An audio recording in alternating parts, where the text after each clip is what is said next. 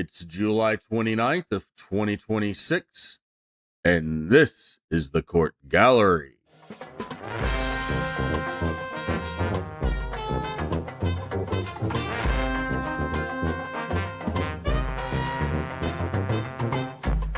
First, a woman representing herself is convinced a 25-minute body cam video is her silver bullet for dismissal. But Judge McNally isn't so sure it's quite that simple. Then, September is back with an astonishing 9 warrants for disorderly conduct. She claims she's the victim of an elaborate conspiracy, but Judge Middleton reminds us why we keep seeing her in the same situation: in jail. Finally, a man who missed his court date and got a no-bond hold claims a bad car accident is to blame and wants his bond reinstated immediately, only to find out that's not how any of this works. All that and more starts right now.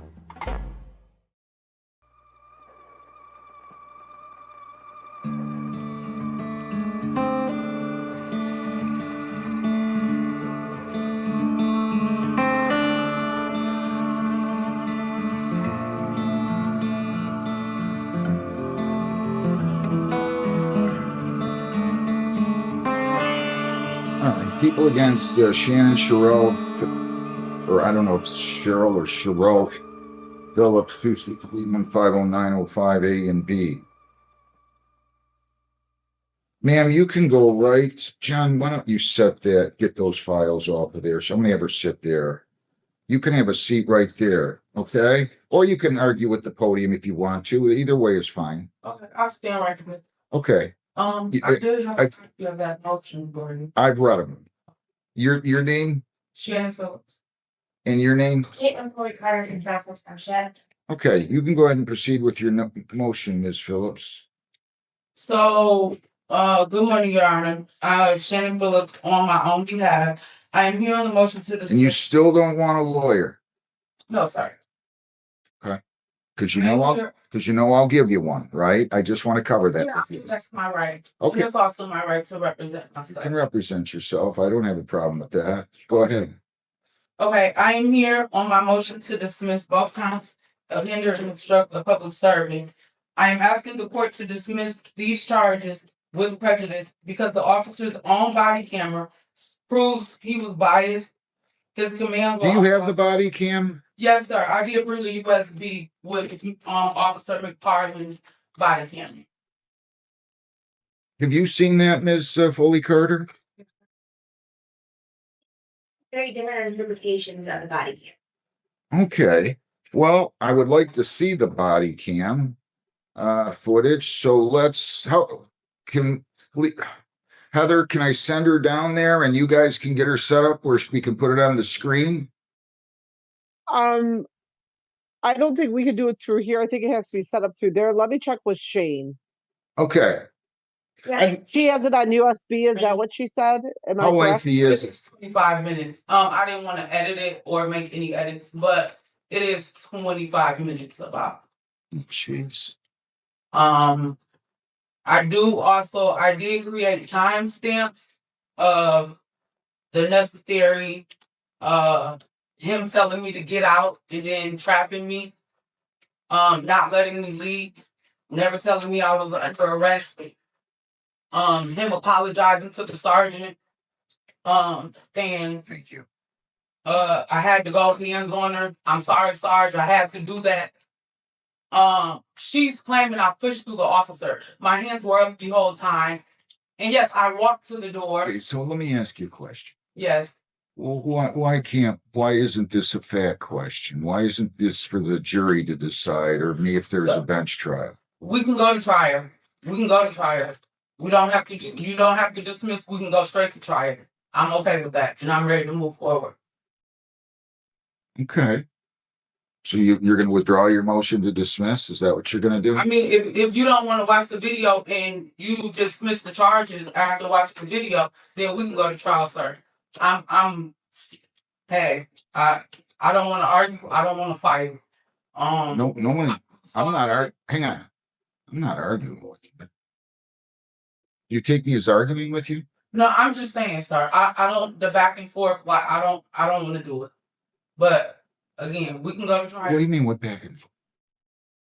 Tell me, I don't want to know what you're saying. What you're saying, you don't want to take this to trial and whatnot. I did not say that. Where did I say that? I said, why isn't this a fact question? She's looked at the video. She disagrees with you. She's duty bound to dismiss the case if there's no valid charge here. It's based on what's in a body cam. And I'm just asking you, I'm not treating you any different than I would a lawyer. If a lawyer filed this motion, I'd be asking him or her the same questions. Why isn't this a fact question? I don't know, Your Honor. Could you rephrase the question what you're trying to ask? I feel like it should be dismissed because I was never told I was under arrest. They assaulted me and then tried to cover it up. This happened April 29th. She only filed charges on 5/13. I also have another pending charge that she wrote in her response, trying to make it seem like I'm just some criminal, saying, "Oh, she has 5 stalking charges that we're currently going to trial for now." But those same charges, she wants me to plead to a disorderly person. Well, you don't have to plead to anything. Exactly. We're going to try it. So, like I said, I brought the USB if you would like to watch it and whatnot. And yeah, if not, we can go to trial. I believe she won't be able to prove all the elements beyond a reasonable doubt. And then, so after she puts her proofs on, and after you cross-examine her witnesses, if it's a jury trial, you can make a motion for a directed verdict. Yes. And then I have to take all the evidence, just so you know, in a light most favorable to them, and find that a reasonable fact finder could not find that proof exists beyond a reasonable doubt. That's all I'm trying to tell you nicely here. It's not that I don't want to look at the video. I'd be hard pressed to stop everybody else's court proceeding today so I can take a look at a video that's 25 minutes. Can you figure out a way to copy that? Yeah, you don't want to play it now. You just want. Yeah, because I don't know how I can make everybody wait for 25 minutes. Yeah, I can send it to the court. So you don't need to make a copy. Okay. I mean, or you can have this USB. I made it so for the court.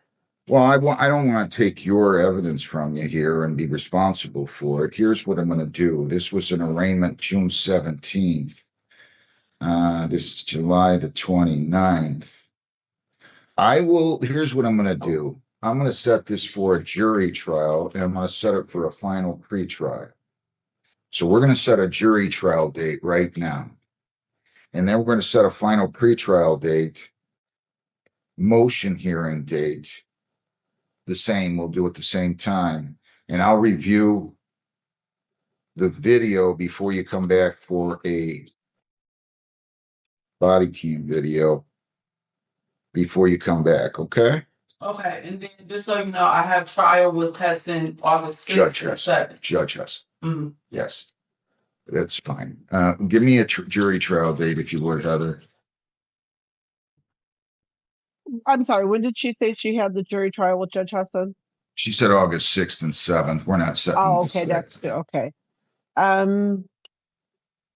Let me look at our calendar, make sure you don't have anything on this.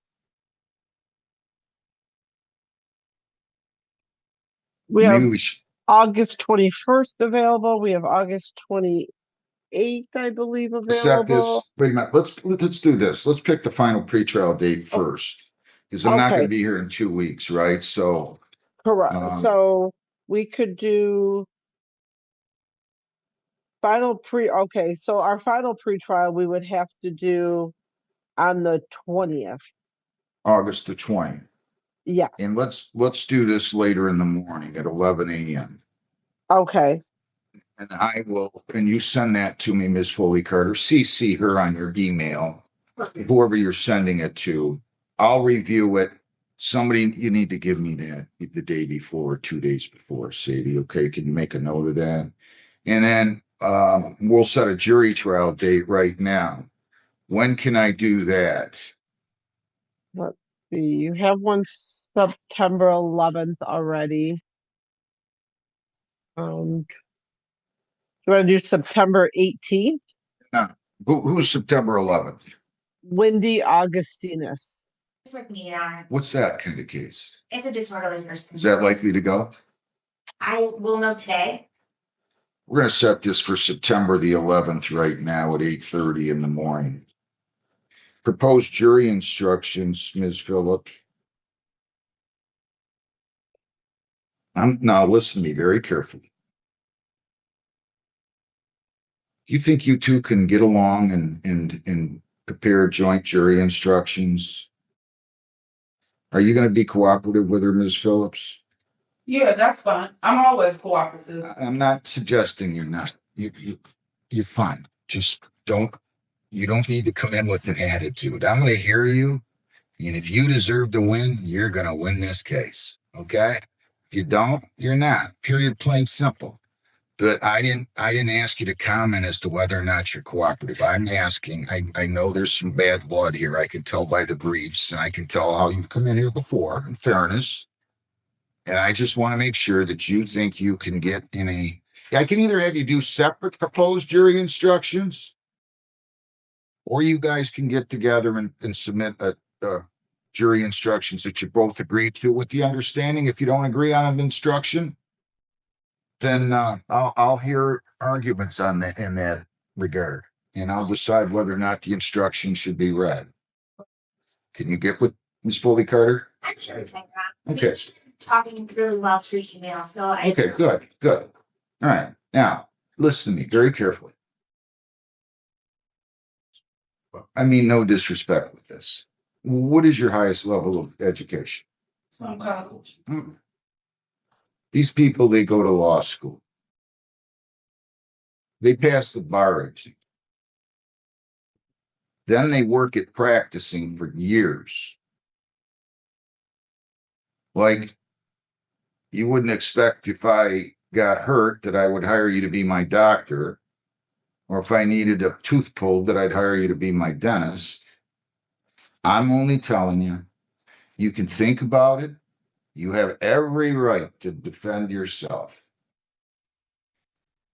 But but just understand that you are subject to having knowledge of the rules of evidence, the rules that apply in a jury trial. I personally have only seen 1 or 2 people do that very well in my 31 and a half years here that are lay people. Maybe you'll be the best. I don't know.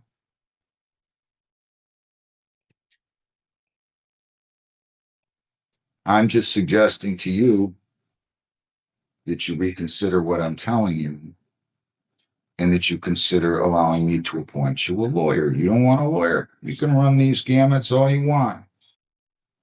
You know, you can run the whole gamut if you want. And I'm just telling you, the last thing I want to see happen is somebody get convicted that didn't do anything wrong.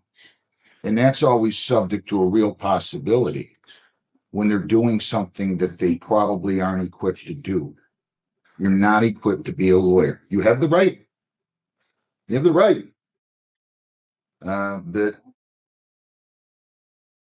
Do you understand what I'm saying? Yes, I understand, Your Honor. I went through the same thing with Hesson. Judge That's Hesson. charge. Judge Hesson. And yeah, I understand she is has a lot of experience. But Your Honor, I'll be okay. All right. So we're going to put this down for proposed jury instructions due by, I'm going to say, September the 2nd. We're going to have the motion hearing on August 20th at 11, and the jury trial September 11 at 8:30. Okay. And that's it. Is there anything anybody else would like to bring up? No. Ms. Foley Carter? Anything? Okay, all right, good luck. Go down the hall. We'll give you your notice, man. Thank you. Thank you. Thank you. Okay, you ready, Ellen? Yes. Okay, let's go on the record. The matter of the city of Wyandotte versus Jacob Bishop, 26329. And counsel, your appearance, please. Yes, good morning, Your Honor. Good morning to your staff. May it please the Honorable Court. My name is Todd Russell Perkins, P55623, appearing on behalf of Mr. Bishop. Mr. Bishop, I'm standing in for your former attorney, for Ms. Hickman. Do I have your permission to stand, Ms. Hickman? Yes. Thank you. Okay, Your name? Jacob. All right, thank you. And thank you for dressing appropriately for court. Today is the date scheduled for sentencing in this matter on Mr. Bishop's plea to an amended charge of operating while visibly impaired. The original charge of operating while intoxicated was dismissed by way of resolution. Counsel, did you have an opportunity to review the report and recommendation with your client? I did, Your Honor. All right, are there any corrections that need to be made? There are no additions. Oh, it should indicate that he is 23 years old now instead of like 22 years old. But I believe that's the only addition, correction, or deletion. Okay, all right. And so as to the recommendation. Your Honor, I would ask the court to adopt the recommendation. I believe that, oftentimes you see alcohol-related offenses that are far more than 2 pages, but I think it represents Mr. Bishop's lack of contact. This is his first arrest in life, and some might say, well, hey, he's young. But I would say that it's a lapse in judgment, a lapse in decisions that he has. He's a young man who's professionally and gainfully employed. He is thankful that this was not something more. As we all know, these situations can very easily be something a lot more than just the innocuous effect of a 93-day exposure on a traffic conviction. That's how some people will describe it. They sort of anesthetize, or they make smooth it over. And I don't. I think it's very serious, and I know that Mr. Bishop takes it very seriously. He is encouraged for the opportunity of probation. Most people think that probation is something that is a right. It is a gift, and people, let's violate and let's see how much of a gift it's, how much of a right it's not.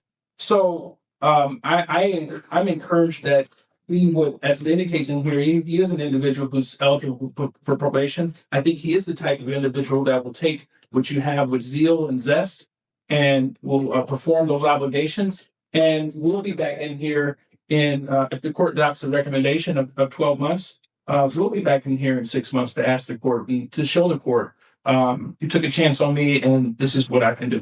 So I'd ask the court to adopt the recommendation. He's not making a lot of money, but I would ask that the court could ameliorate some of the fines and costs. He has expended the cost of his legal fees. So I would ask the court for that indulgence. Okay. On a separate note, are you ever asked to speak to defense attorneys or otherwise? Because you should be. You should then, help educate some of the newer ones, I should say, as far as probation and all that. It's very refreshing to hear all that. Thank you. Okay. All right. So, sir, if you were to test right now, what is in your system?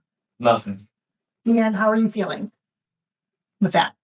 Oh, good. It's been a great month with that. Good. And so when you went out that night, sir, you went out with the intention of having some drinks with some people, right? Yeah. Right. So if after probation you feel the need or the desire to engage in any alcohol consumption, what would you do different next time? Uber. Perfect. Have someone pick me up. Like many other options rather than get behind the wheel. Yes, and I'll say I don't know that I necessarily are stock in Uber or Lyft or anything of that nature. I don't know if they're publicly traded company. My point is I don't know if there's another third-party service type thing. So I always say Uber or Lyft. Those are the only two I know of. So, okay. Although I think when those Waymo cars come here, maybe those will be some. I don't know. Are those free? Are they supposed to be free or something? Oh, they're free? Downtown, they ride people around because it's in a test stage. Yes, I don't know, I think that'd be very weird. Yeah. Yeah, somebody's, well, yeah, you have a chair with a steering wheel. Yeah. And it's moving like a ghost is sitting in there or something. Well, they actually have people in them now, but they're not doing anything. They're just monitoring it. Yes, I think that I was told somewhere in some other state, Arizona. is it Arizona, where they're driving without people in them. Yeah. Oh boy. All right, so in that matter, the court's going to, after hearing from counsel, hearing from Mr. Bishop, reviewing the report, the recommendation, the court does find there's reasonable grounds to depart from MCL 769.5. The court's going to also find the following sentence being the best interest of justice to be reasonable, proportionate to the seriousness of the matter, taking into account the circumstances surrounding Mr. Bishop and legislative guidelines. The court's going to order 12 months probation. You are eligible for early discharge, which I'll go over shortly. You're not to violate any criminal law of any unit of government. You're not to leave the state without the consent of this court. You are to report truthfully to your probation officer as often as your probation officer may require, in person, writing, or virtually. You are also to notify your probation officer immediately of any change in address or employment status. You're not to use any alcohol or drugs unless prescribed to be subjected to random testing. The rehabilitative goal for that condition so the court can monitor your progress in maintaining abstinence and sobriety. The court's going to also order you to participate in the chemical awareness program. The rehabilitative goal for that condition, sir, so that you can further educate yourself regarding drug and alcohol use so you can make better informed decisions in the future, hopefully preventing this matter from happening again. The court's going to also order you to participate in the MAD Victim Impact Panel, the rehabilitative goal for that condition, so you can further increase your understanding of the dangers of driving under the influence and the consequences of such behavior, which is something that your attorney alluded to during the allocution. And then the court's going to order 5 days on the court workforce. The rehabilitative goal for that condition is so that you can further develop life skills and give back to the community. Do you have any questions regarding those conditions? Okay. The court's going to order a $300 fine, $100 screening assessment fee, supervision oversight fee of $600. That's $50 a month at 12 months. Since you are eligible for early discharge, up to half of that could be waived. $200 for the cost of prosecution, crime victim assessment fee of $75. Justice system assessment fee of $50. Workforce is $200. That's 5 days at $40 a day. The chemical awareness program of $75. So the total is $1,600, keeping in mind that up to $300 could be waived. Okay, sir. And then you can apply your bond and you can set up a payment plan with probation. Okay. Any questions regarding any of that? Just one moment. Your Honor, as far as workforce, I was asking him about those 5 days. Do they allow him to work around his work schedule? Yes. Okay. And you can schedule those out and they don't have to be 5 consecutive days. Okay. So I think I know Sundays, yeah, it operates some days during the week and maybe some Saturdays, I think. So there's some flexibility. Okay. All right. As I did indicate, you are eligible for early discharge as long as all of the following have occurred. You've completed at least half of your original term of probation. All probation requirements have been completed. You've had at least 3 months without any violations and all monies have been either paid in full or you've made a good faith effort toward making full payment. Okay. Good luck to you, sir. It's so good to see you. It is. It is. I will get that. I'm going to get that email out before you leave the courtroom because if you leave, you forget. Yes, you move on to the next task. Yes. Yes. Thank you. Thank you. Good luck to you, sir. Thank you. Stop over probation, sir. Thank you. Have a good day. All right. So we are on the record in the matter of the state of Michigan versus Christian Lowe, 261091. And detective, your name for the record, please. Detective Steve Sable, Your Honor. Wind up, please. Thank you. Please raise your right hand. You solemnly swear or affirm the testimony you're about to give in this matter be the truth, the whole truth, and nothing but the truth. Yes, I do. I thank you. See on the warrant. Thank you. Good morning, Judge. On 6/27 of this year, at approximately 2:42 in the morning, Officer Ethan Bro was working uniform patrol in the area of Ford Avenue and 2nd Street. He observed a gray Honda Elantra with no metal license plate or any plate displayed publicly, traveling westbound on Ford Avenue, approaching the railroad tracks. And the vehicle was traveling at a speed greater than reasonable. Officer Bro attempted to effectuate a traffic stop, and by effectuating the stop, he turned on his emergency equipment. He's at a full uniform capacity and in a fully marked vehicle. The vehicle and the defendant, being the operator of Christian Lowe, was given this visual and audible signal and failed to stop. The officers identified markings and audible siren and visual flashing and oscillating lights. He did so in a willful manner, declined to stop or yield the motor vehicle to the officer, and continued to elevate and increase his speed. When it reached Ford Street, the defendant, Mr. Lowe, turned northbound on Ford Street from Ford Avenue, and at an even higher rate of speed, increased to 110 miles an hour. Went through the intersections through our city and then hit the city of Lincoln Park before entering the city of Detroit through Moran, Emmons, Champaign, Southfield, Seacott, and Outer Drive. In a very reckless manner and not abiding by any of those traffic violations. Traffic signals, which then was a willful and wanton disregard for the safety of others and property. The vehicle pursuit continued in the city of Detroit, where Mr. Lowe, driving that vehicle, crashed into a construction barricade and in a construction zone at Junction and 75. He then exited and bailed from the car. He is a current parole. At that time, he was currently on parole and then in violation of that parole, subsequently failed to appear to his parole agent in a nationwide parole absconder warrant was entered for his arrest as well. He's currently in custody of Michigan Department of Corrections. That's it. Thank you, Judge. Okay, thank you. Upon examination of pleading witness, I do find that the offense charged or committed, there's probable cause to believe defendant committed those offenses. Are you asking for this to be mailed or returned? Return, please. He is currently in custody and I'm going to try to move custodial interrogation at USC. All right, the court's going to order a $50,000 cash bond. Thank you, Judge. All right, thank you. All right, we're on the record in the matter of the city of Wyandotte versus Jason Washall, 241100A and then 261089. Good morning, Judge Mazengate, and Adams, fellow accused from the Wyandotte Jail. Mr. Washall, state your full name. Jason Joseph Washall. Okay, so your client's in custody on a possession of controlled substance charge. He already had an arrangement pretrial scheduled for possession of drug paraphernalia. And so counsel asked for the arraignment on both of those matters. We'll stand in the agreement. The court will waive the formal reading, enter a plea to not guilty for purposes of the arraignment on both matters. All right, counsel, and did you conduct a plea trial on both matters today? I did. Okay. With regard to pre-trial, I did discuss this with the city attorney. He has agreed to dismiss the 2024 case if Mr. Washall would plead guilty to the current case from 2026 with the understanding that that plea would be taken under the 7411 provision. All right, sir, please raise your right hand. You solemnly swear or affirm the testimony you're about to give in this matter be the truth, the whole truth, and nothing but the truth. Yes, Your Honor. All right, and you heard the plea that was placed on the record. As to the charge of possession of controlled substance from offense date July 29th of 2026, how do you plead? Guilty.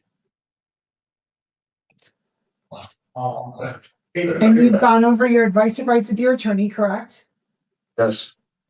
And you understand all of those rights? Yes, Your Honor.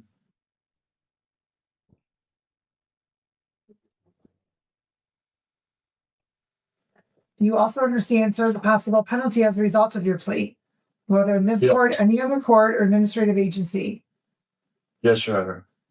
You understand, sir, as well, the 155.001 status. Yes.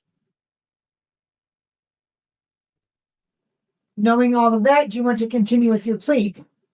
Yes. Has anybody promised you anything, threatened you, or coerced you in any way for you to enter into a plea today? No, Your Honor. Any immigration issues? No. Counsel, if you can please order your client. Mr. Washall, on July 29th, 2026, we're in the city of Wyandotte. Come again? On July 29th of 2026, were you in the city of Wyandotte? Yes, And at that time, did you come into contact with law enforcement? yes, And at that time, did you consent to a search of your person by the officer? yes, And at that time, did he find a baggie with residue which ultimately turned out to be methamphetamines? yes, And you acknowledge that wasn't in fact methamphetamine? yes. I have nothing further. All right, the court, does find the plea as knowing, voluntary, and factually accurate. Yeah. The court will accept the plea, determine the 155.001 status at sentencing. And counsel, there is on the 24 case, there is a $100 warrant fee that does exist for your client. Even though it's dismissed, there's still a warrant fee because he failed to appear. Understood. All right, as to bond on the current case. Yeah, Mr. O'Shell is currently in between residences. He's basically homeless. He's couch surfing between friends, different locations. He's currently unemployed, Judge. I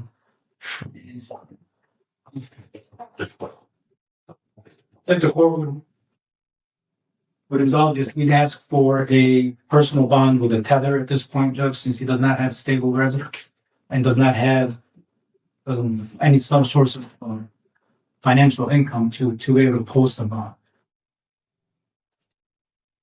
Well, Mr. Washall has a problem returning to court. On the 24 case, the possession of drug paraphernalia, that was dismissed by way of resolution. With the 26 matter, your client was scheduled to appear October 30th of 24, failed to appear. Then he contacted in, so a warrant was issued. He contacted in July 11th of 2025.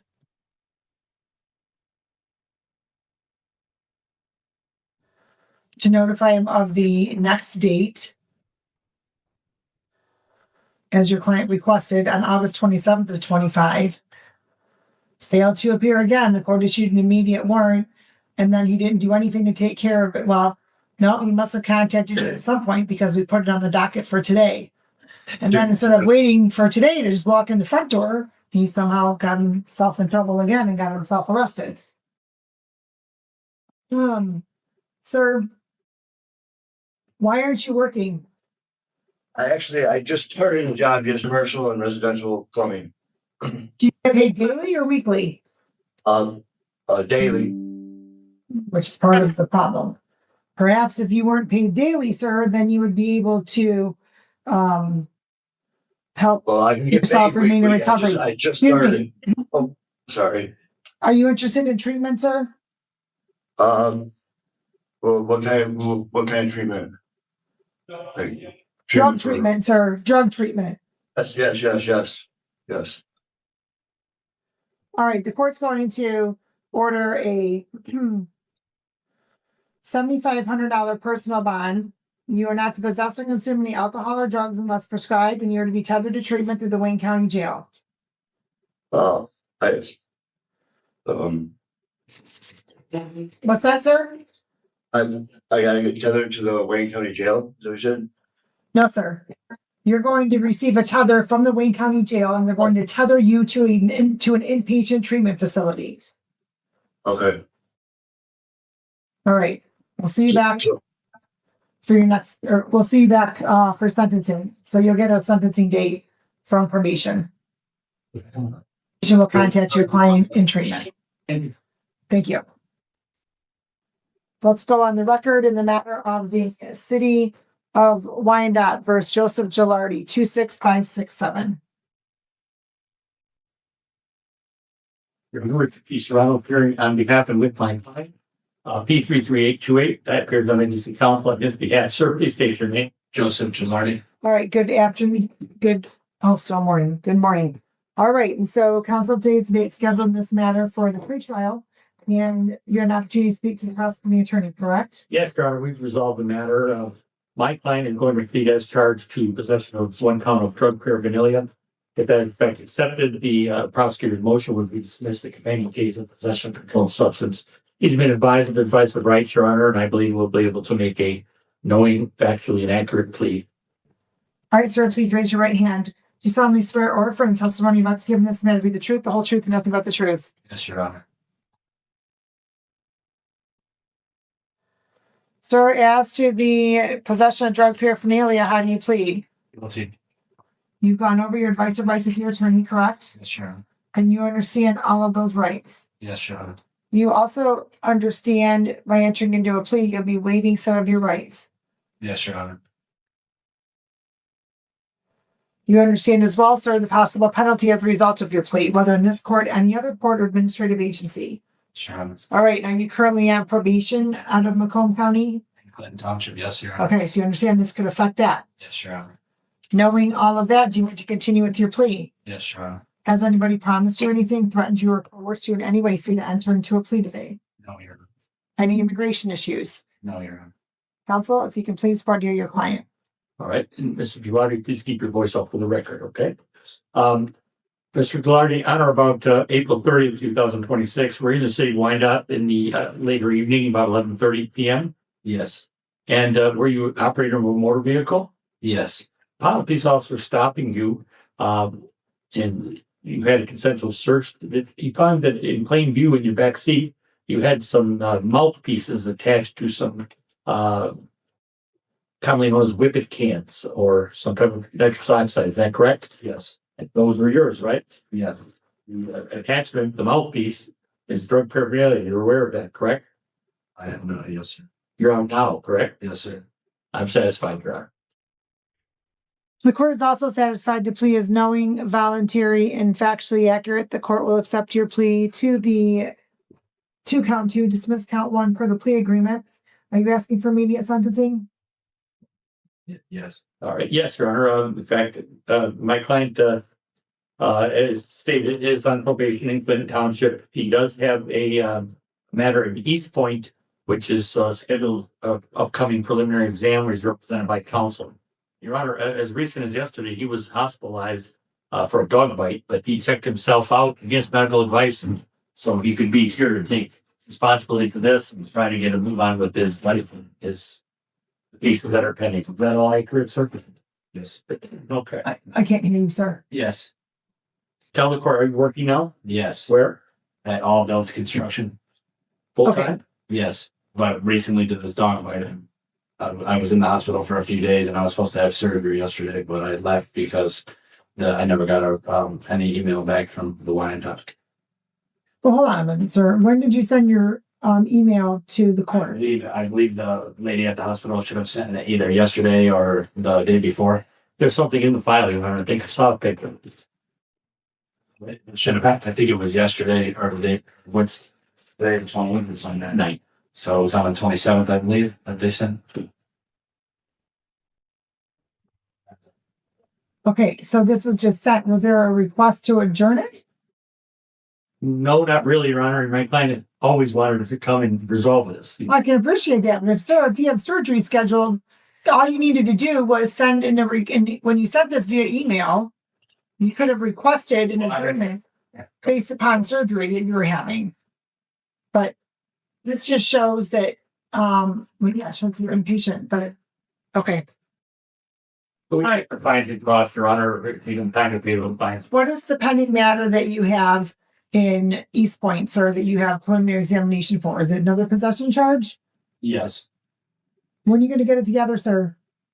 Recently, I went to rehab. I'm going to counseling. I do one-on-one and group therapy once a week with Alliance through Clinton Township.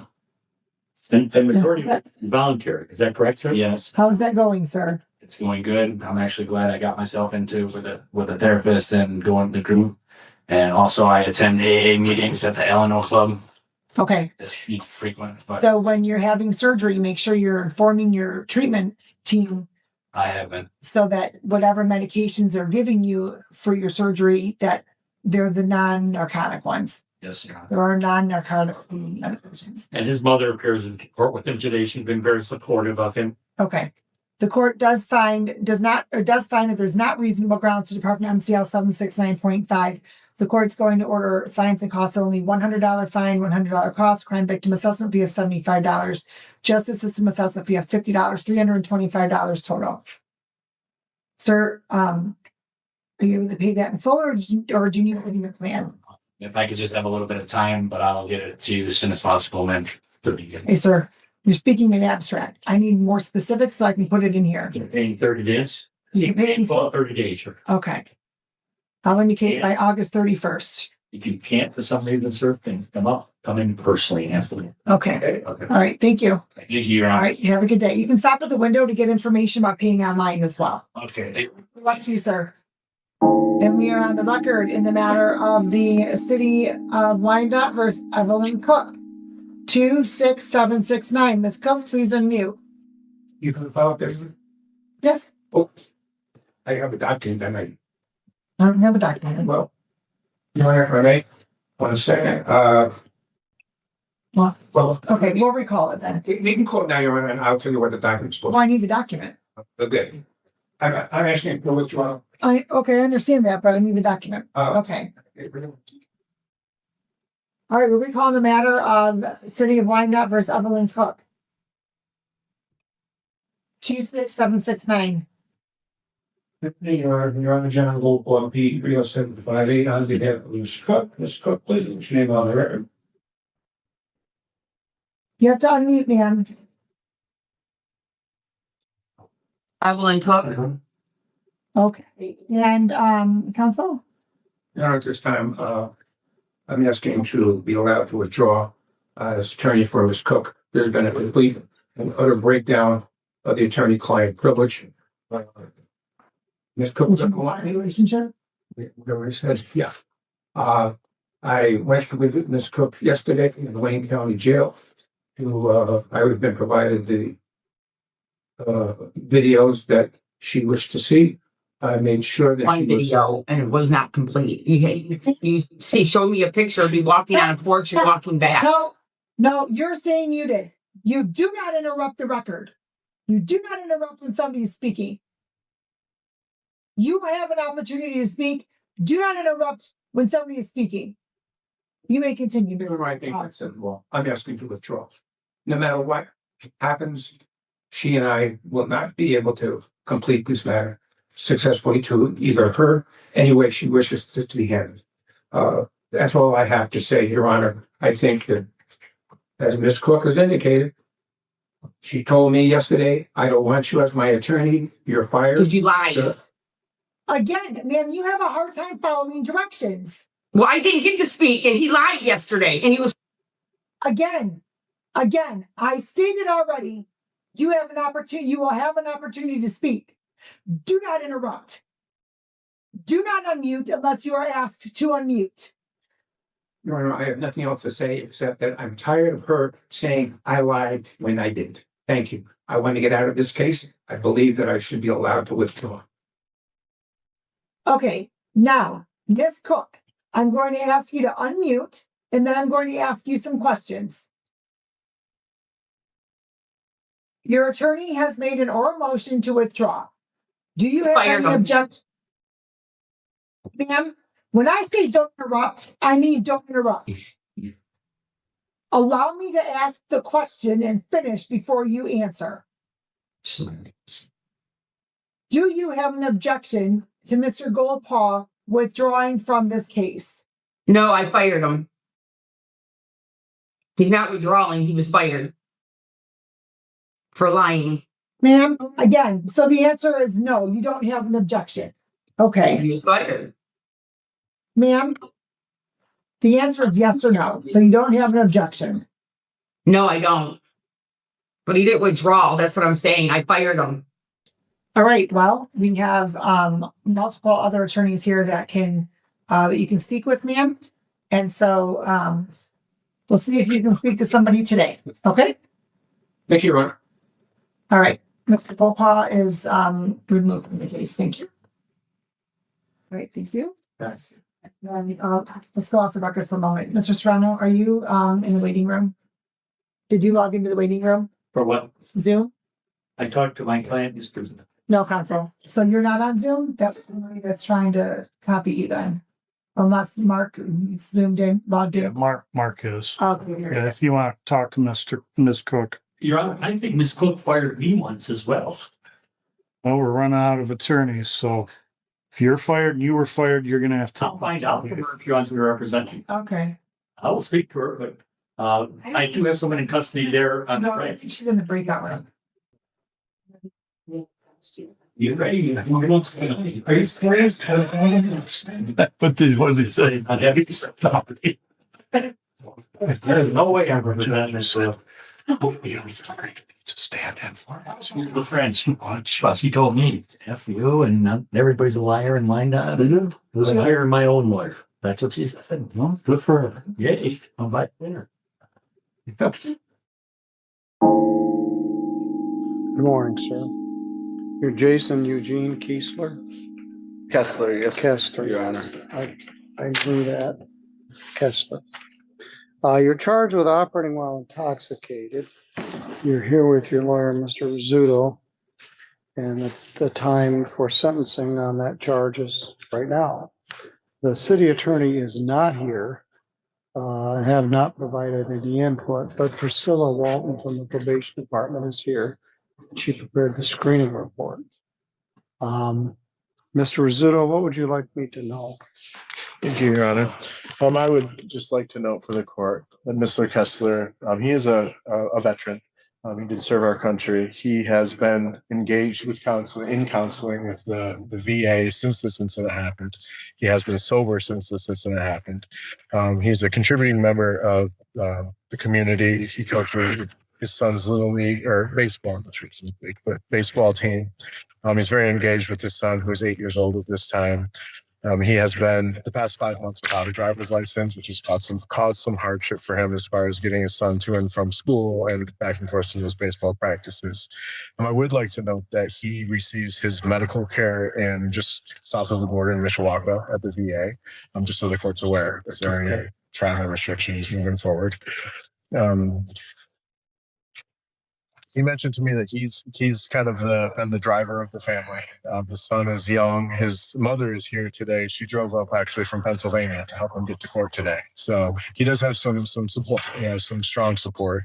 We're in the community and the FAR as well. I would simply request a reasonable sentence of the court. I know that the pre-sentence report has been completed. I believe they're asking for 2 years of probation. I would ask the court for a reasonable term of probation. I would also ask the court, given that Mr. Kessler has been doing so well, I would ask the court if you're able to waive any additional jail time, just to kind of help him be able to move forward with the care of his son and helping with the community. Thank you. Priscilla, what would you like me to know? Anything you wish to add? Your Honor, this was a really bad case. Mr. Kessler was drinking at the Eagles, reported that he felt okay to drive home. He was extremely intoxicated, over 3 times the legal limit at 0.299, refused the PBT, ended up in an accident in a snowbank. He almost caused 2 separate accidents on his way home. Police officers had to use a toolkit to open up his door to his vehicle. He was slumped over his wheel and unconscious. The officers attempted multiple times to knock on the door for him to open up his driver's door due to the fact that he was unconscious. They had to use the kit to open the door. So this is a really bad case, Your Honor, as to why I believe that it's appropriate to deviate from the presumption of fines and costs. I believe it's reasonable to place Mr. Kessler on at least a 24-month probation, eligible to complete it in 1 year. I'm okay if the court wants to defer the jail that I initially requested, the 4 days jail to serve on the weekends, and maybe have that over his head. I know that this probation will be difficult for him as he doesn't have a license to get to testing. But I think when I spoke to Mr. Kessler, I think he believes he can complete this probation successfully. He is engaged with the VA over in Indiana. I believe when I talked to Ms. Casey Strong, she told me that he completed a substance abuse assessment. The courts have not received that assessment, but I believe it was completed through the VA.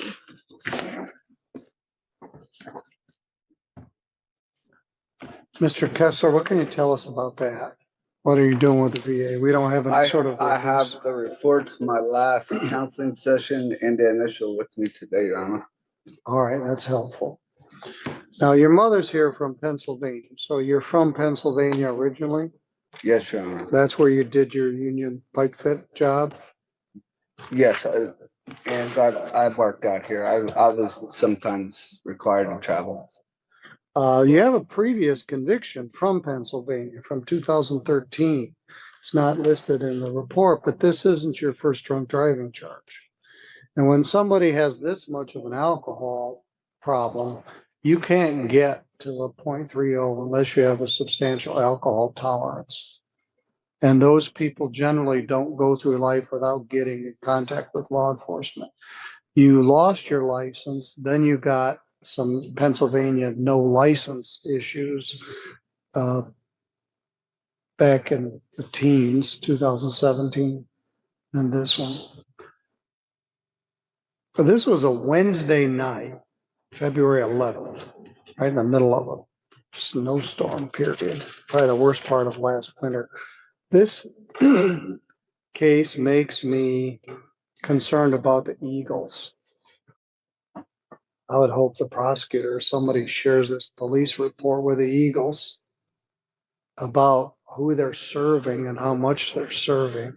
You only were going a few blocks from the Eagles down to Oak Street, which is maybe 10 blocks, I don't know.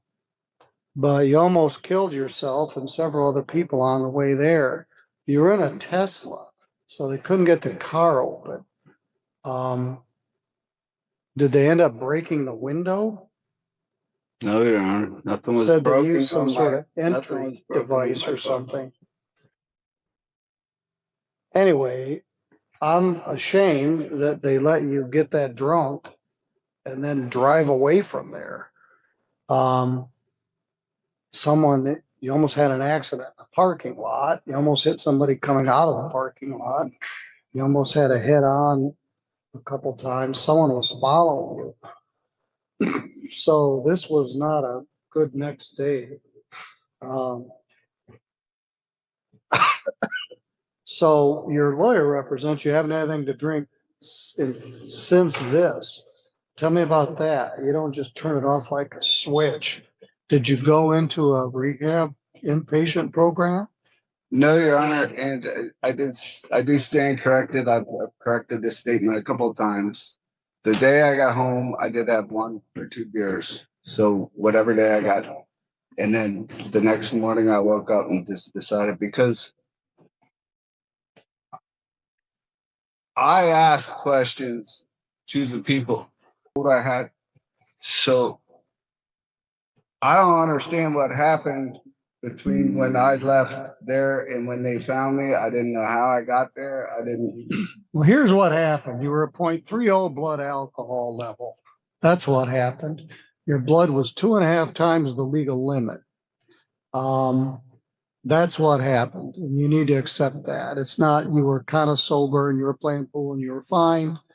Then something happened. You didn't have a stroke. You didn't have a blood sugar incident. You were 2.5 times the legal limit.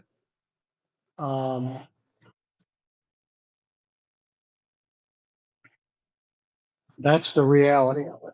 I understand that, Your Honor, and I understand if I wasn't drinking, this would never happen.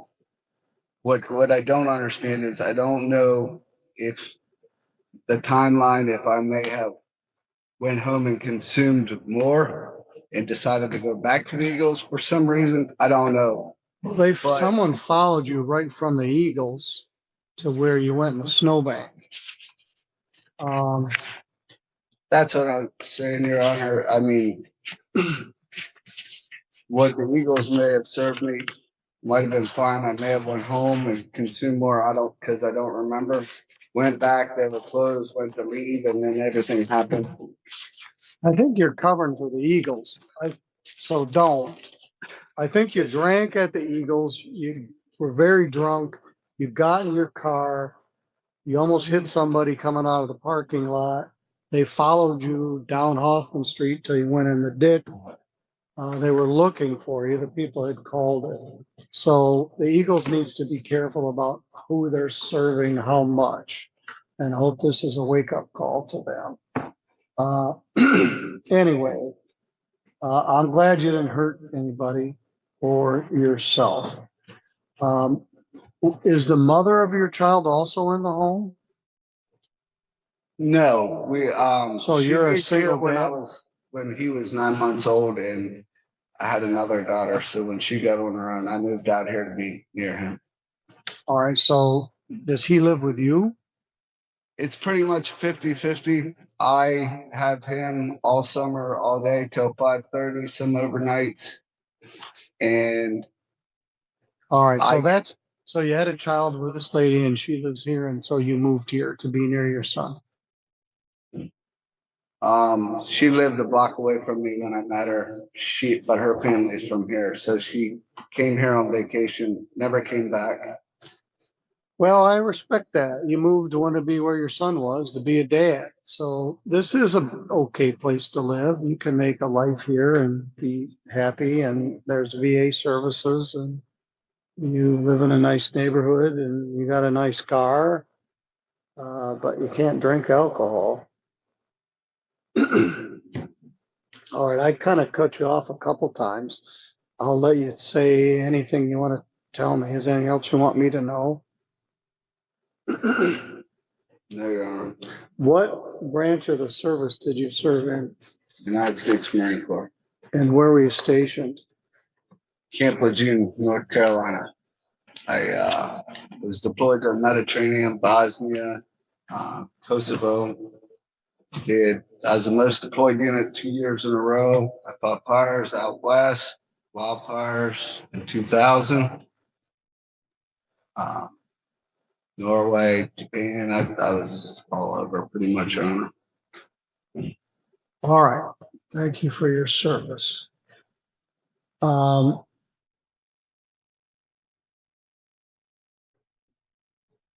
old are you? I'll be 48 next month.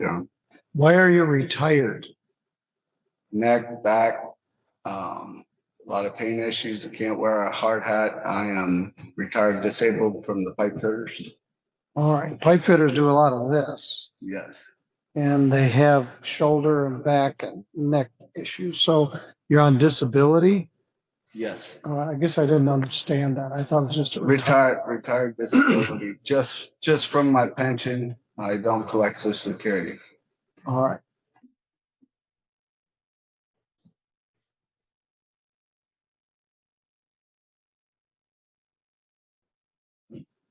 I am going to do a 24-month probation, which means you could be discharged at the end of a year. But we need some supervision here.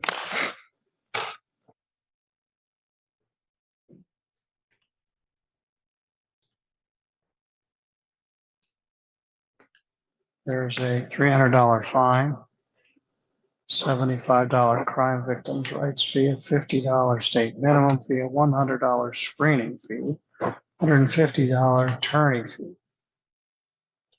Probation oversight fee of $960, which can be reduced by $480. A lease reimbursement of $200 and $32 for the victim impact panel.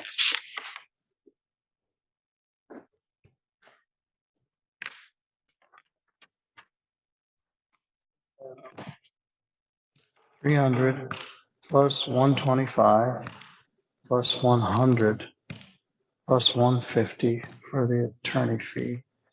960 oversight fee that could be reduced, $200 police reimbursement, and $32 for the victim impact panel, 1,867. As I said, that could be reduced by 480. That's due in 1 year. You did 1 day in jail, and I'm going to order 7 days jail credit 1, leaving 6 days to serve. Of the 7 days ordered, 5 are deferred. You're going to do the night in jail, which will be scheduled by the probation department. You're going to do the victim impact panel, no drugs and no alcohol. You're to sign a release from your counselor.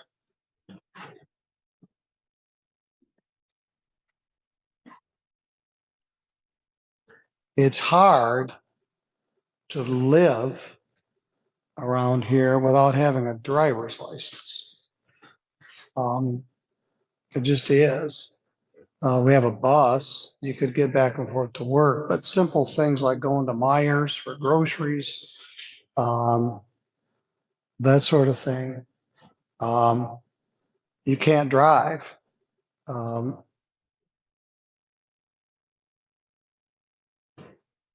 Until the Secretary of State says you can. Drug and alcohol testing as directed. I think that you've come a pretty good way since February to now. You weren't going to live very much longer if you kept drinking like this. This is a life changer. You got a night in jail to do. Some people may think you deserve much more than that. I don't know what's a matter of deserve, but I think that you need a additional sanction for this. And I don't know what you were telling me about that other stuff. I think you just drank at the Eagles, and I think you had too much to drink. But now you're not drinking, so your health's improved, your cognition is improved, and your judgment is improved. And I think you can do this probation.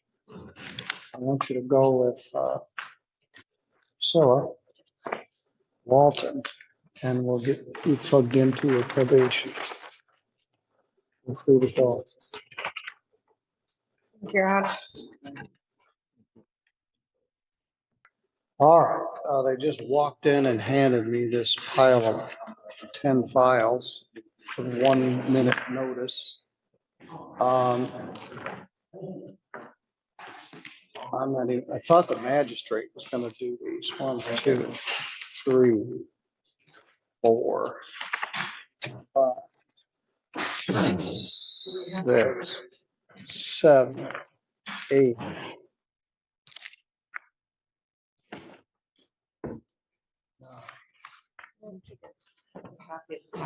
I can't read that. What is that? Oh, it's all of them? How much money does she owe us? That's what I need to find out. A lot. Yes. All right, these. Can I borrow these for a minute so Jeanette can write those down? Thank you. These can go back to the clerks. Oh, this one too. Oops, sorry.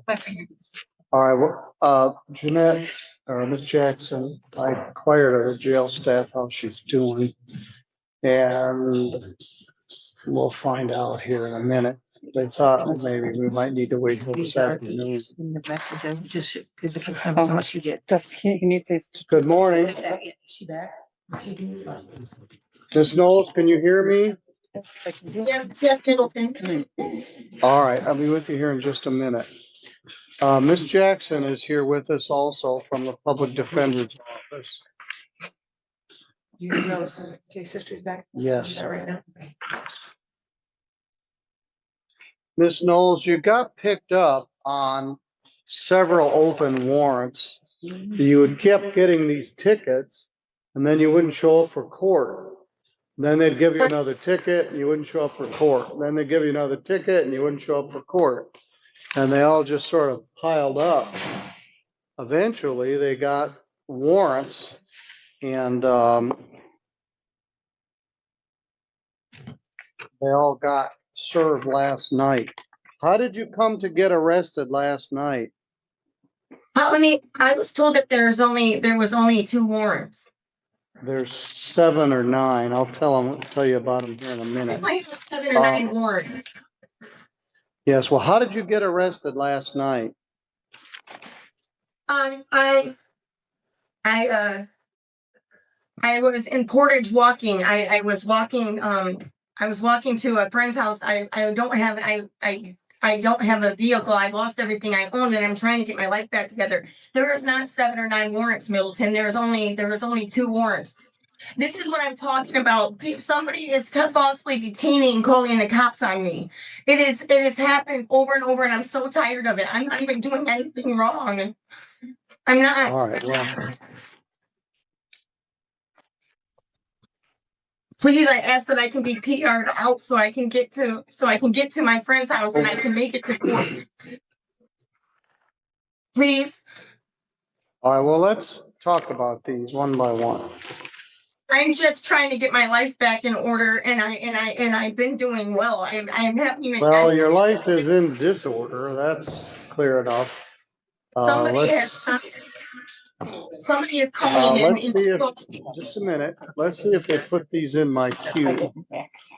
They say, hey, you got 8 cases to do, and none of them are in my electronic queue, and I got to find them all. And frankly, it's on me. I should have taken a break and figured out what was going on before I simply went on the record. Didn't I have 7 or 9 or 7 warrants or whatever? There was only 2 on there, and that was even bull crap to me because I am not doing anything to anybody. Somebody keeps calling. September, these are a series of things that go back months where you are allegedly drunk, doing weird things, and they issue a ticket. And let's see if I can go through them one by one. Then you don't show up. Then they all just sort of blend in together. If I will show up to court, if you can please PR me out of here so I can get to my medicine. I'm sitting in here like I don't have my seizure medicine. I promise you I've changed my life around.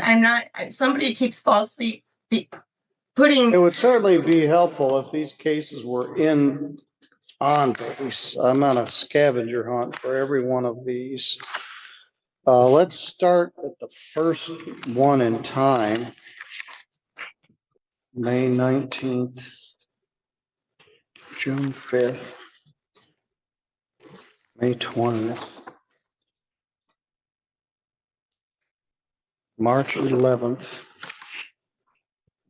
June 6th,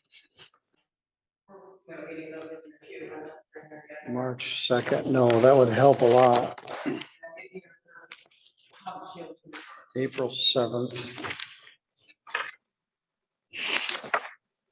That is not accurate at all. This is ridiculous.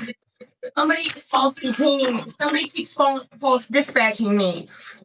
I'm telling you the truth. I'm not doing anything wrong.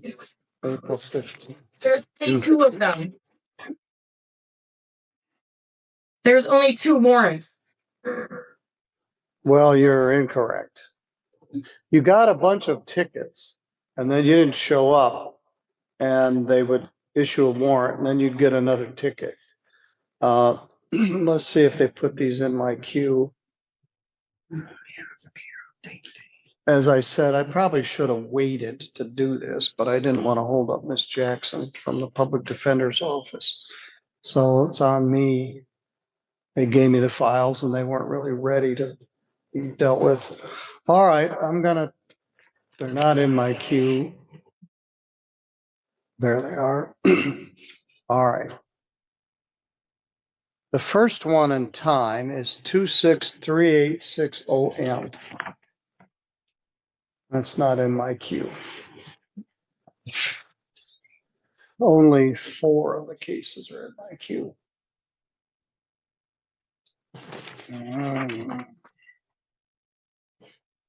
Life is full of little frustrations. 26386 OM. Let's look at that one. All right, that was in March. In that case, Miss Knowles, you got a ticket on March 20th at 3:09 a.m. for disorderly person in the city of Sturgis and littering. That's all I know about it. That's ridiculous. March, I already came here. I got released. I wasn't literally. I picked the garbage up. I didn't throw it on the ground. Well, anyway, that ticket is still, that was in front of Judge Pattison. You didn't show up and he issued a bench warrant and bond $1,000. That's not correct because they told me I just had to stay here till I was sober and they released me. That is not correct, Middleton. Well, you didn't show up for your arraignment. It happened on March 2nd.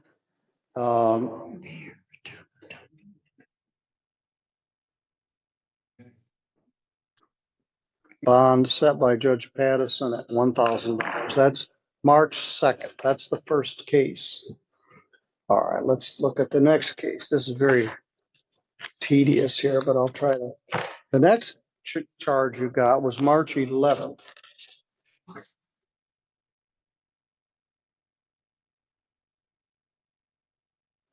That was in Three Rivers. They allege that on March 11th at 7:42 p.m., you were a disorderly person at 1300 Broadway. You walked into Applebee's, harassed employees and customers, cussed people out, made obscene gestures to people while on foot to family, farm, and home. That's what the allegation is. That's March 11th. You didn't show up again on that one, and Judge Pattison issued another bench warrant, $1,000 bond. Middleton, that is not true. Well, I'm just telling you that's the allegation. March was a rough month. So anyway, you got a ticket to appear in court and you didn't show up in court. Then you got another date. You failed to appear for the 4th time. I set bond at $250, cash or surety. All right, that's March 11th. April 7th. That is file 26672. In that case, you got a ticket on April 7th alleging that you were in Main and Industrial Parkway here in Centerville at 5:36 p.m. and you were drunk and disorderly. And a state trooper, Hunter Bowersox, gave you the ticket. You had an appearance date of May 4th and you never showed up. So let's take a look at that one. You get all these tickets and then you don't show up. In file 26672, that is a disorderly.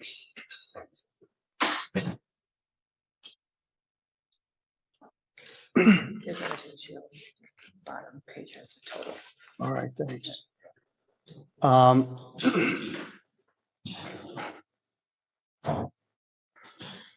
On this $250 cash or surety. That one, I don't know much about it, Ms. Knowles, other than what the ticket says.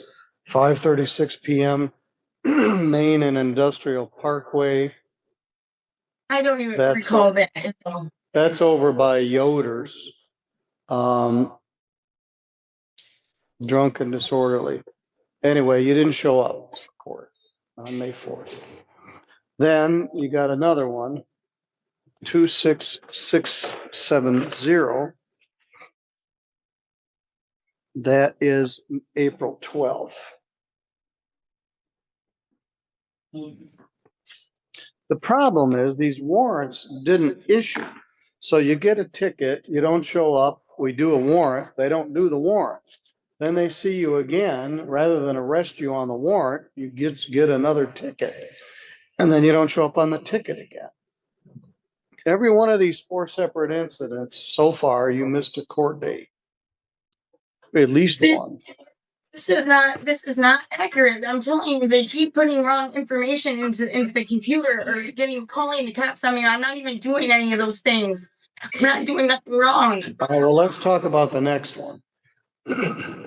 April 12th. Man, you're all over the place. Sturgis, Three Rivers, Centerville. This one's out in the country at Leonidas Township.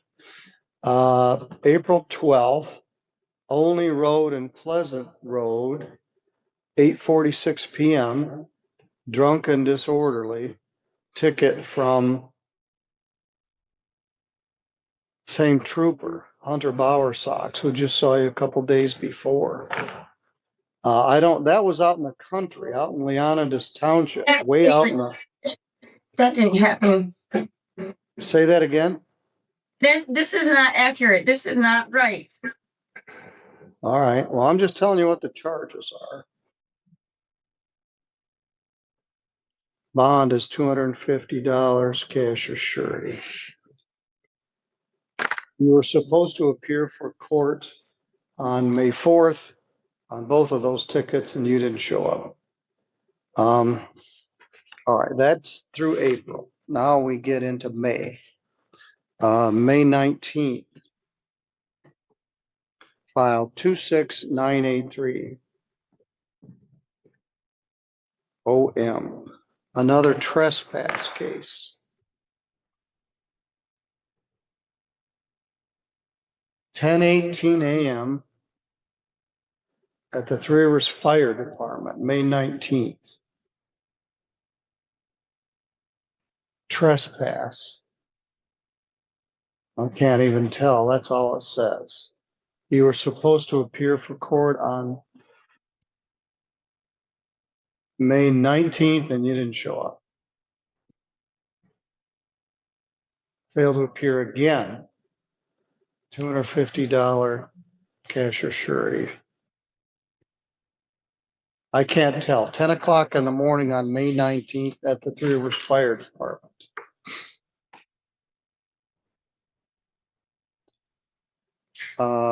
May 19th, it's another These are one. not accurate because I would come in here and I would I'd come in and they told me I would have to stay till I'm sober that I could leave.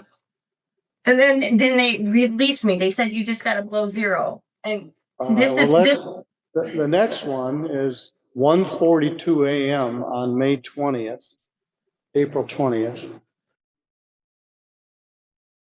At Main and 4th Street. Again, you were apparently drunk and disorderly.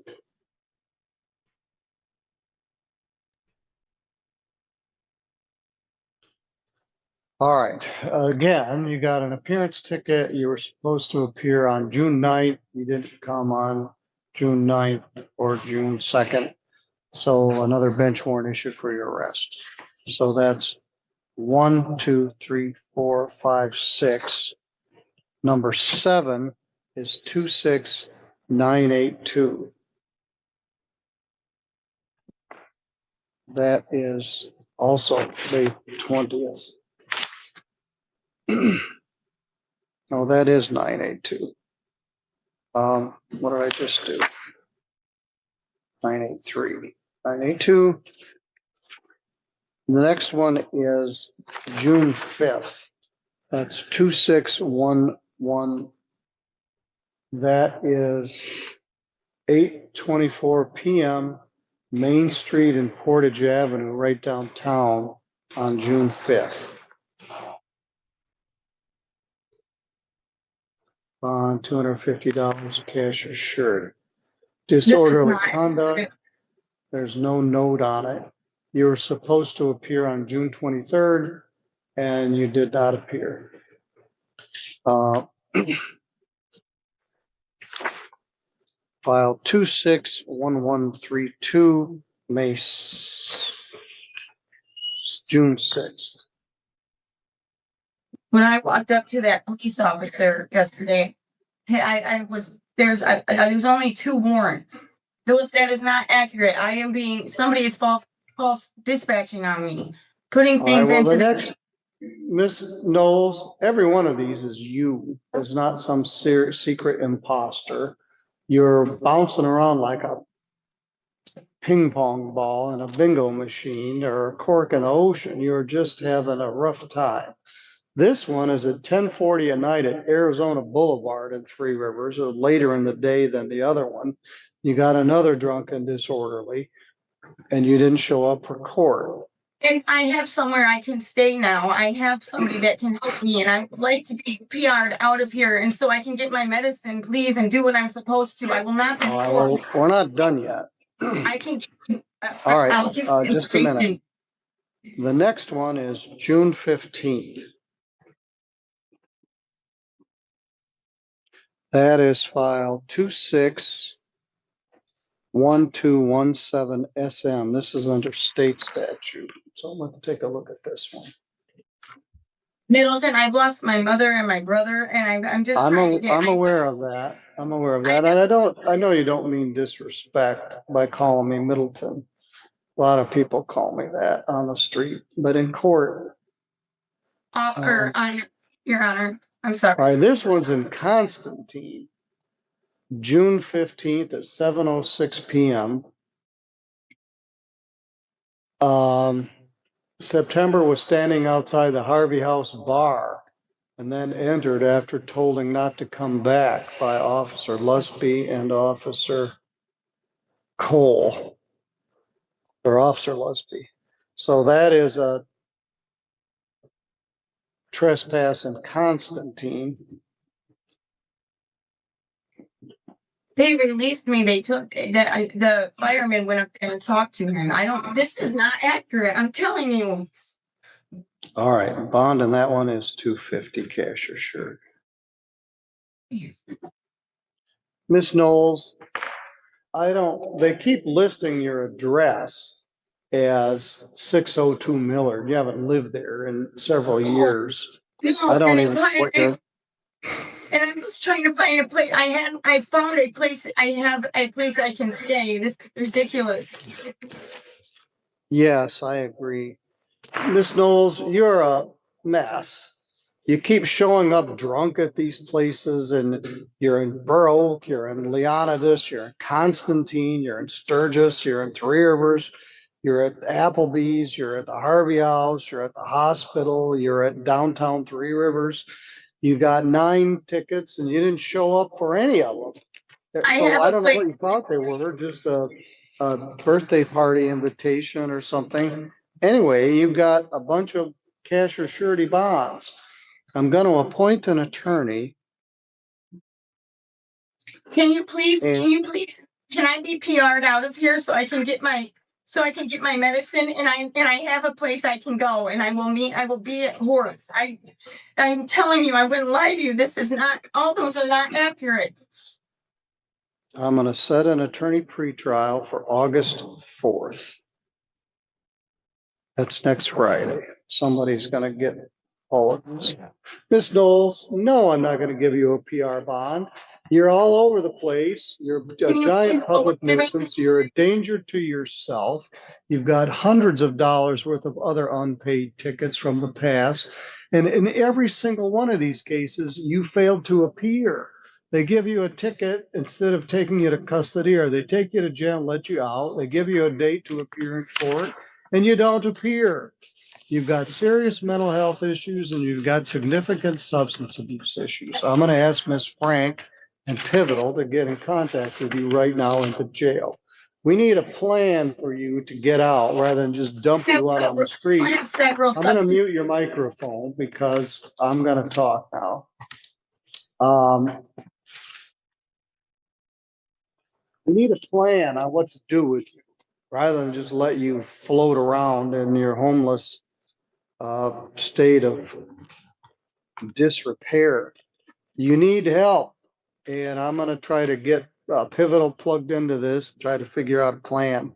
But each one of these separate cases carries up to 90 days in jail. And you treated them with disregard by just ignoring each one of them failing to appear. So you don't get a PR bond. You got one $1,000 bonds and 1, 2, 3, 4, 5, 6, 7, 8 $250 bonds. I've set this with an attorney at the first available pretrial, which is next Friday.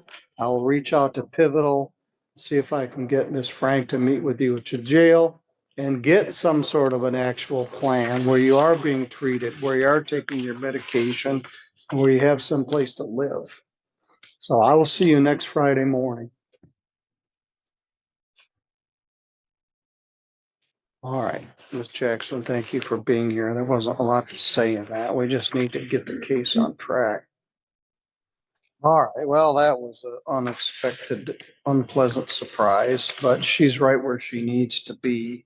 We need to hold on to her until we can get a plan.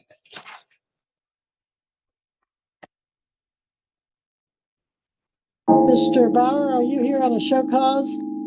Your Honor, I am here on a show cause. It is on Christy Cowan. She had filed a motion to modify fines, and then I filed a warrant to show cause. This was set for the motion today, and the warrant to show cause is set in August, but I was subpoenaed for both. And Your Honor, I will be appearing for the state on this particular case. Do you want to just, okay, this is a Mr. Patterson case, though. This is first appearance on the motion, is it not? Your Honor, the state's information is that following the request for revocation referred to by Mr. Bauer, a first appearance was conducted before District Judge Satterfield on May 22nd, and the request for revocation was continued to August 17th. It would appear at that setting that Mr. Patterson was appointed to this matter. However, the state would inquire for the court to make a ruling as to whether or not the defendant is entitled to court-appointed counsel for purposes of the pro se motion, given the type of prospective relief that is sought for these kinds of motions. I do see that on May 13th, 2026, a pro se motion to waive or reduce fines was filed by the defendant. I am not inclined to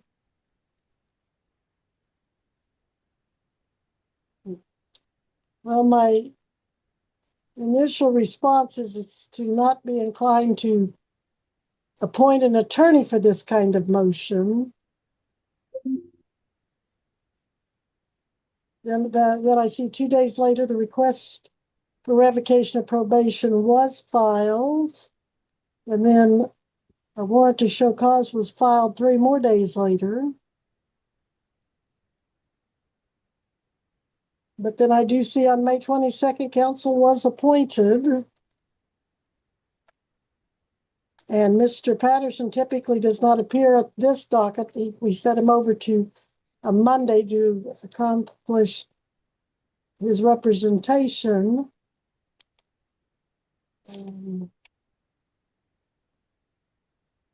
I see one of the allegations is she's failed to pay her costs, fines, restitution, etc. But it's also alleged she failed to report to probation 1, 2, 3, 4, 5, 6, 7 times. And to refrain from drug and alcohol use. Excuse me, ma'am. Yes. I showed up to every appointment. It was just rescheduled. Well, the allegation is that you failed to report to probation as required June 11th of 25, August 5th of 25, September 4th of 25, November 12th of 25, January 9th of 26, May 5th of 26, and May 14th of 26. That's the allegation. And Your Honor? But I have text messages showing that all of those were Well, we're not going to rescheduled. have the hearing. We're not going to have the hearing right now.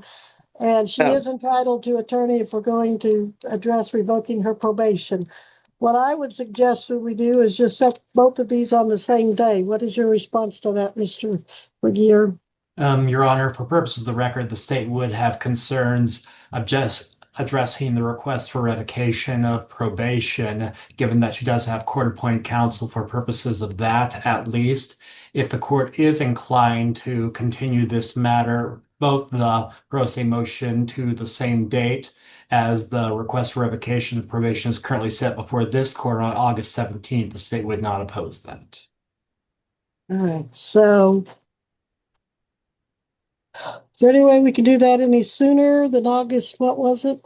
17th? August 17th appears to be the date previously ordered at the hearing before District Judge Satterfield, Your Honor. Okay. Is that a Monday? It would appear so, Your Honor, in approximately 2 to 3 weeks' time. All right. Miss Cowan, have you talked to Mr. Patterson about the warrant to show cause while your probation should not be revoked? Mr. Patterson, or to call him? Do you have his number? Yes, ma'am. Be sure and call him because you've got a lot at stake here, primarily your liberty. And I'm going to set your motion to reduce this money owed. I'm going to set that over for that same date and talk to Mr. Patterson. Let him know you filed that motion to reduce that on your own and see how he wants to proceed with that. Okay. All right.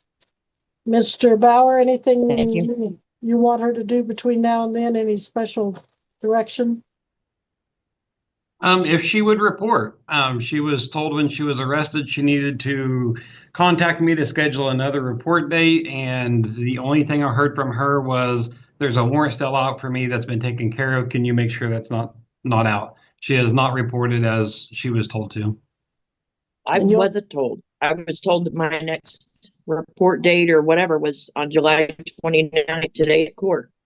That's not correct. All right, Mr. Bauer, we'll address that at the next hearing, but if you'd make sure that that is not overlooked, I want to readdress that at the next hearing. Could you make sure we do? That was Judge Satterfield apparently that told her to do that.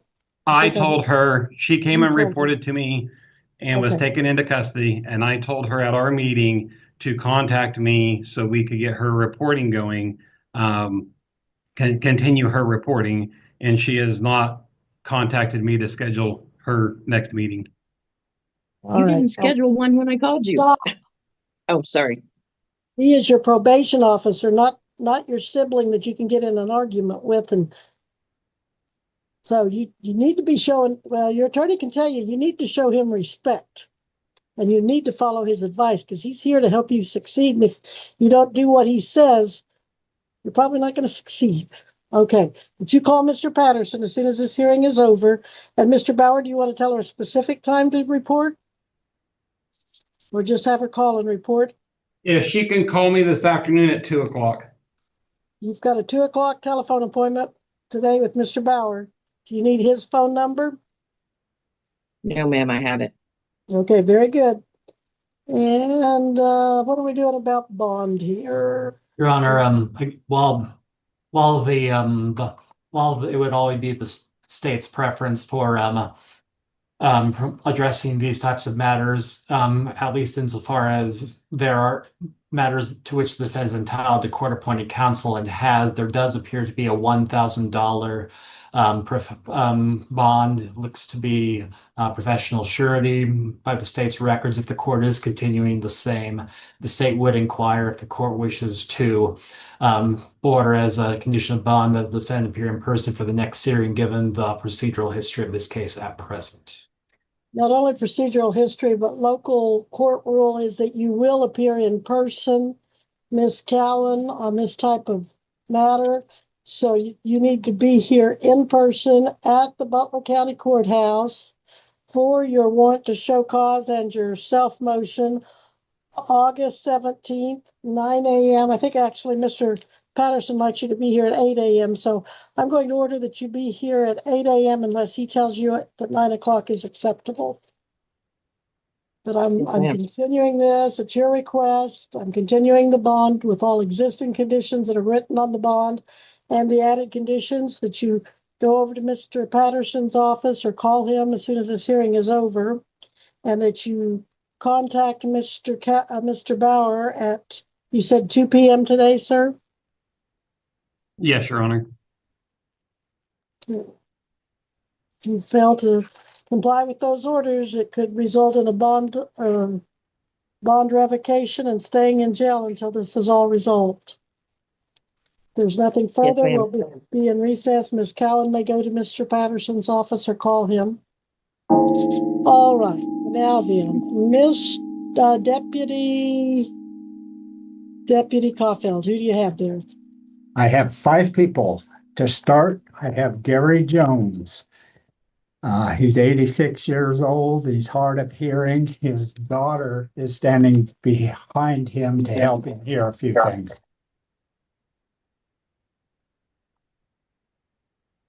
We are on the record in BU 2026 TR 112, State of Kansas versus Gary Jones.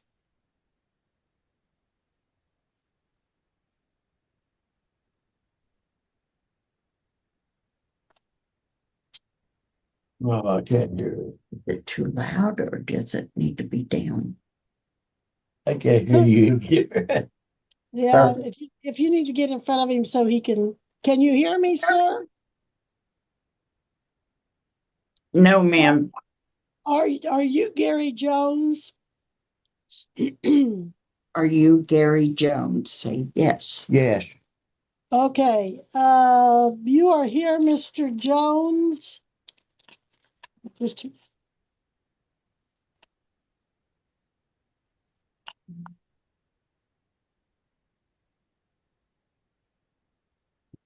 You are here for driving while your license is suspended, Mr. Jones.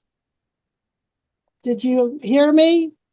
You are here because your license was suspended.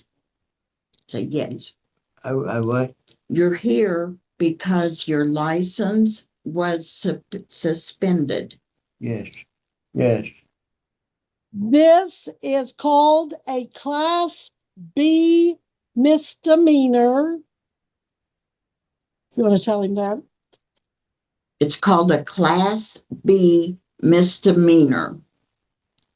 Class B.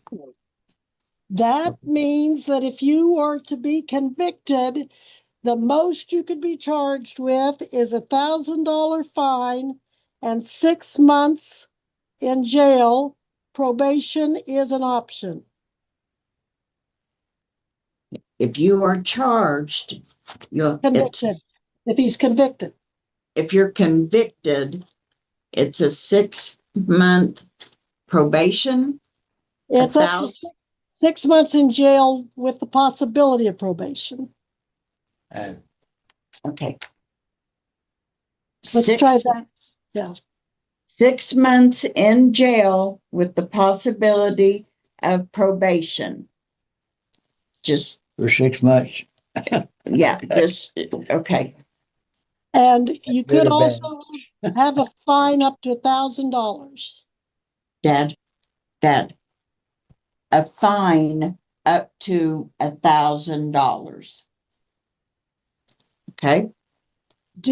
Are you able to hire an attorney, or do you want me to appoint an attorney if you qualify? Do you want to hire an attorney? Yes, you would hire an attorney. I can't afford an attorney. Okay, all right. they can appoint. Then have him fill out the court-appointed paper and turn that in before he leaves. Does he work? No, ma'am. What is his income? Social Security. About $1,700 a month. And does he pay rent out of that? Yes, $850. All right. I still want him, to fill out the form, but I'm going to appoint Attorney Darren Patterson. Please take him across the street to Mr. Patterson's office to give him his contact information. And when do we want to set this on a Monday? What Monday do we want to set that on, Jenna? October 19th. Okay, he'll need to be back here with Mr. Patterson October 19th at 8 a.m. And he can appear by Zoom or in person, whatever helps him the best. In person. Okay. And Mr. Patterson will know all the options, like maybe a diversion. I don't know if he'd qualify for that, but take him over there and get him acquainted with the staff at Mr. Patterson's office, please. Yes, ma'am. Okay. He's on a summons, Judge. All right. Let's give him any objection to 1,000 OR, Mr. Bucket. Well, Your Honor, state generally requests a cash or surety bond. That would be our request to 1,000 cash or surety, but understand that the court can make findings if the SOR bond is sufficient. Okay, well, I'm going to find that he is how old? 86. That he is 86 years old, that his daughter is here to guide him. I don't see him as a flight risk. I am concerned about him out there driving if his license is suspended. I'm going to order that it'd be a $1,000 OR bond with the condition not to drive. Mr. Jones, can I trust you not to drive between now and your next court date? Can the judge trust you not to drive between now and the next court date? What no? Can the judge trust you to not to drive between now and your next court date? Will you drive while suspended? You can't drive. I can't drive. You're suspended. Right. You can't drive. You don't have a license. Yeah, he knows that. So. Okay. Well, make sure he knows that if he violates the bond by driving, he can sit in jail until this case is resolved. He won't do that. You get that? Yeah. You drive, you get caught, you go to jail. You understand that? If you drive and get caught, you will go to jail. I ain't going to jail. I ain't gonna get caught. You're not going to drive. Oh, that's not the right answer. That was not the right answer. You're not going to drive? Do you understand No, I that? tell you what, I've never been in such a mix-up mess in my life. I know. I can't say anything. Okay, be quiet now. But Dad, What? you will not drive. Huh? You will not drive while you are suspended. Oh, how long do I have my suspended? You've got another court date. At least don't drive between now and your October 19th court date. Okay. Your Honor, his daughter says she has his keys anyway. He will All not. right. Well, I remember from years ago with my grandparents, they find it, they're tricky. They're tricky. They may surprise you, so keep an eye on those keys. And what was your name, please, ma'am? Canis Mason. Canis, Tannis? One N. One N, Tanis. Mason? Yes. Well, Miss Mason, thank you for being here and supporting your dad and helping him. I appreciate that. Good Thank daughter. you. But keep an eye on him and those keys. Like I said, they can be tricky. Oh, I know. Thank All you, right. ma'am. Thank you. But I Okay. do find with his daughter's oversight and his age, I can trust him with an OR bond instead of a surety. You're That done. would be. We're Yeah. done. Come on, now where do we go? He'll help. I'll tell you. Yeah. Okay, come on. Okay, Judge, the next. Thank you. Okay, you betcha. Thanks. This is the first appearance docket for Butler County, Kansas, July 29. There at the jail, are you Mark Moody? Yes, sir, I am. All right, we'll go on the record in State of Kansas versus Mark Douglas Moody, case number 26 CR 276. The state appears by Joseph Baca. Mr. Moody appears in custody from the Butler County Jail. You're here for a first appearance. Looks like you were brought in on July 27th. However, case was set over to today. Doesn't look like you had a first appearance. There's one count alleging that on July 25th of this year in Butler County, Kansas, you committed the crime of interference with law enforcement. That's a Class A misdemeanor. Carries a maximum penalty of a year in jail and up to a $2,500 fine. Do you understand what you've been charged with, Mr. Moody? Yes, sir, I do. All right. Can you afford to hire an attorney to represent you? I am on the street currently, Your Honor. I think I'll just go ahead and plead no contest. All right. If you can't afford an attorney, one would be appointed for you, Mr. Moody. Do you understand that? Okay.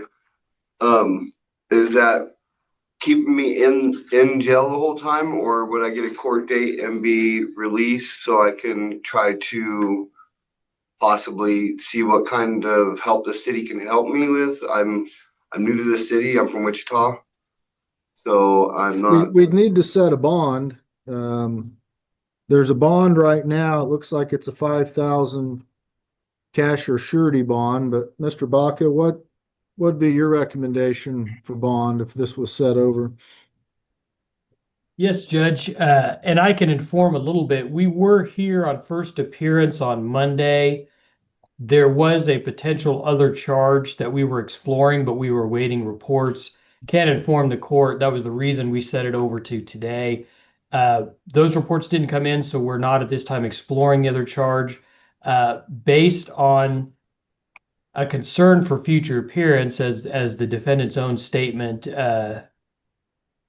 was given, I would recommend the $5,000 cash or surety bond at this time. You think you'd be able to make that kind of a bond, Mr. Moody? No, I don't. That's what I was asking. I mean, I'm homeless. I'm on the street. I can't go nowhere. I could get you a court date as soon as August 7th if you wanted to have counsel appointed for you.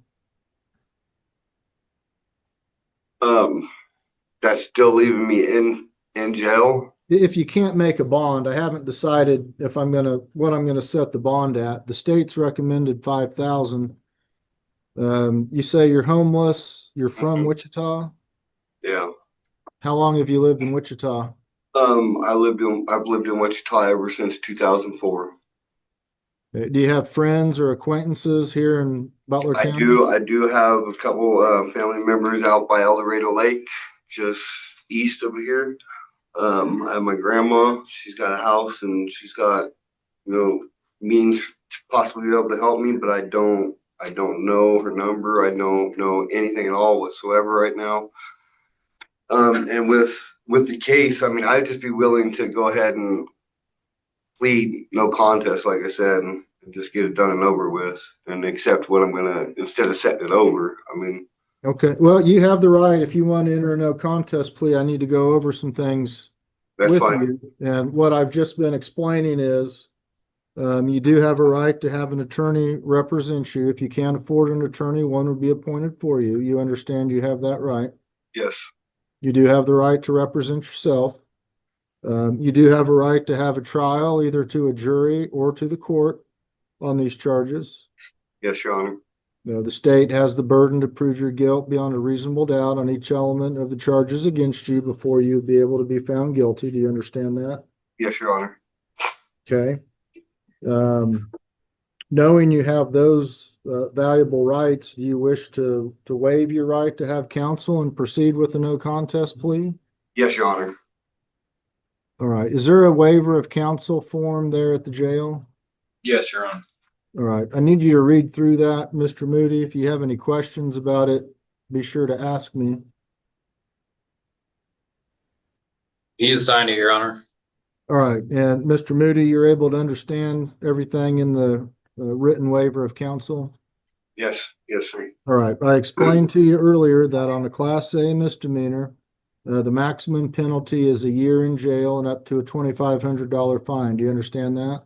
Yes, Your Honor. Do you understand that in addition to the possible sentence and fine, you'd likely be ordered to pay court costs? You may be placed on probation. If placed on probation, you'd be responsible to pay for the cost of the probation program. Do you understand that? Yes, Your Honor. Okay. Do you understand that you may be ordered to report to a probation officer That's fine, Your Honor. if placed on probation?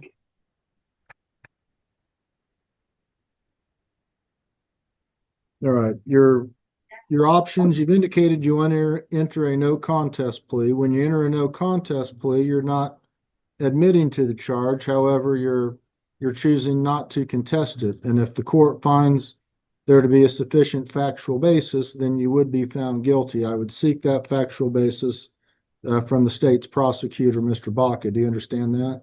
Yes, Your Honor. Your other options are you could enter a guilty plea when you're admitting that you did commit the offense that you're charged with, or you could enter a not guilty plea, at which time the case would be set over to a future docket, which would allow you time to either have counsel look at the case or communicate with the prosecutor to see if there's anything that can be worked out on the case, or you could simply just set the case for trial. Do you understand that? Yes, Your Honor. Right. And is it still your wish to enter a no contest plea? Yes. Has anybody made any threats or promises to get you to enter into a plea today? No. Is this plea being done of your own free will? Yes, Your Honor. Are you under the influence of any intoxicating liquors or drugs? No. All right. Mr. Baca, could you provide a factual basis, please? Yes, Your Honor.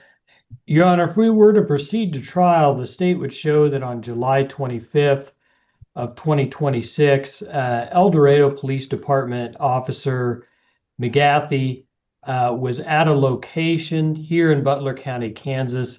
That location was 2414 West Central Avenue in El Dorado. I believe that was the business of the Bumper to Bumper store.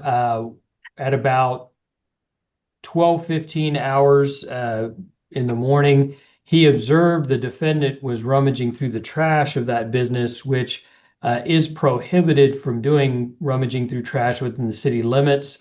When Officer McGathy approached the defendant was uncooperative in giving any information and eventually ran from law enforcement, thus obstructing in their attempt to perform their duties.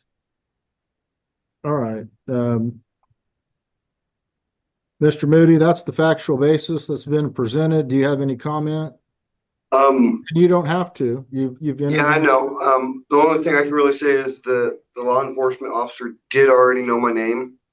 Other than that, I was uncompliant. I'm not gonna say I wasn't. Okay. All right. I do find there to be a sufficient factual basis to sustain a no contest plea. I will therefore find you guilty of the offense interference with law enforcement.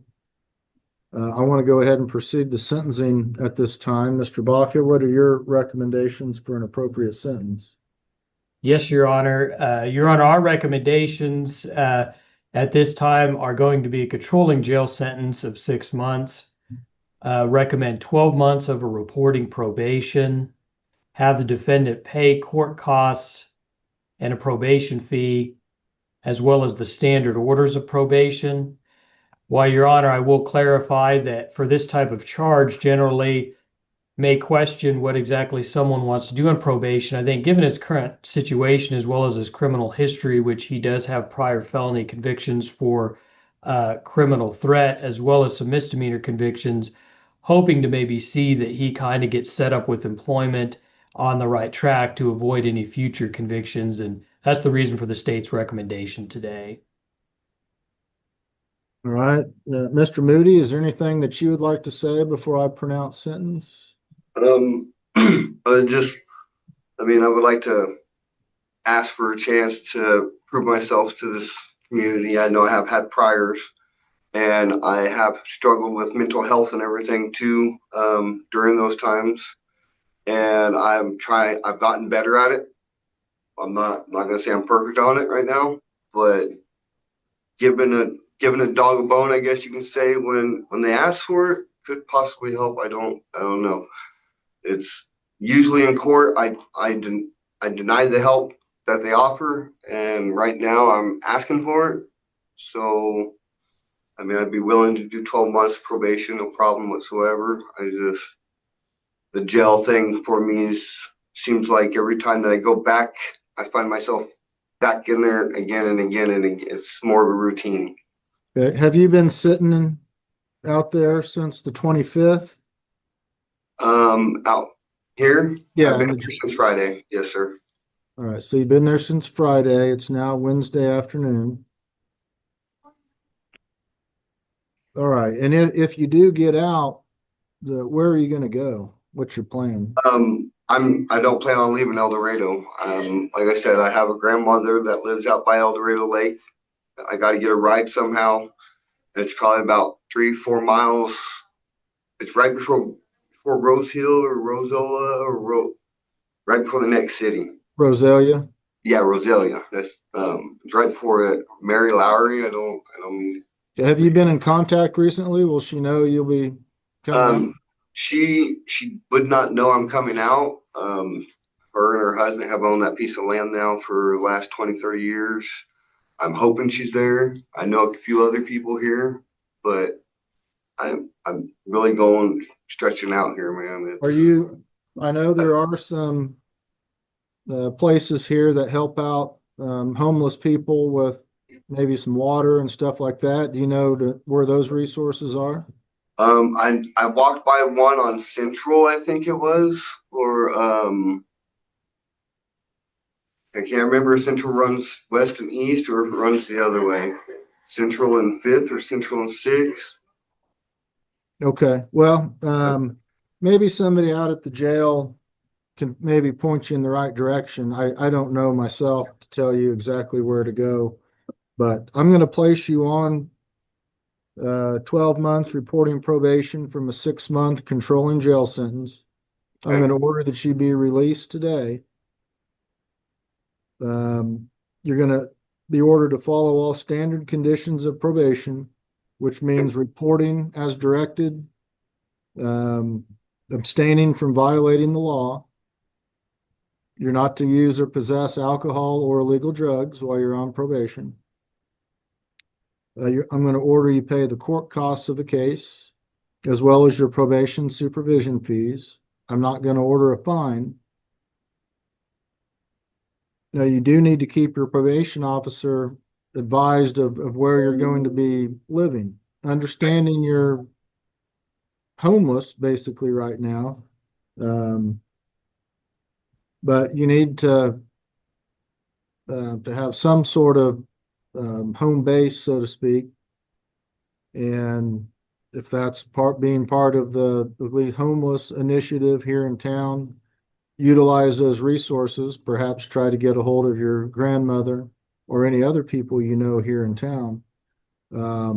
Hopefully you can use the resources that our court services has available to kind of get on your feet during this probation period. And that's what I'm going to expect, that you've asked for the help.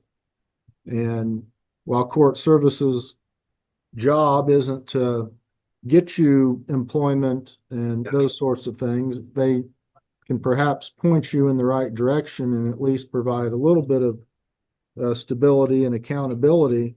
Otherwise, you'll be back in front of the court looking at doing this jail sentence. Yes.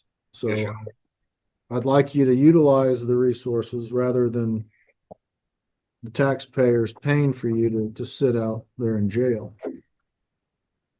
Yes, Your Honor. I'm going to order that you contact court services. I don't know when they'll be able to get you processed and released today. Do you know where the courthouse is? Is it not? I think it's over by the big church, but I'm not 100% sure. It's 201 West Pine is the address for the Judicial Center. 201 West Pine. Over the bridge there, if you head west into town. Do you all there at the jail have the court services phone number or can write it down? Believe it's 4153. Is it? He gave me the address. It's 201 West Pine. Correct. Yeah, 322 services. Do you have a phone? No, Your Honor, I don't, but I guarantee I can find one if I need it. If you can't make a phone call and you're released in time to get, it's not that far from where you're at, probably a mile. Okay. Get over here to the courthouse and check in with court services. Now, if they don't get you released today in time to make it there by 5 o'clock today, get Okay. there first thing in the morning so you can report. Okay. That's very important. If you don't get over there to report tomorrow, I know you're not serious about trying to work probation. And then they'll pick you.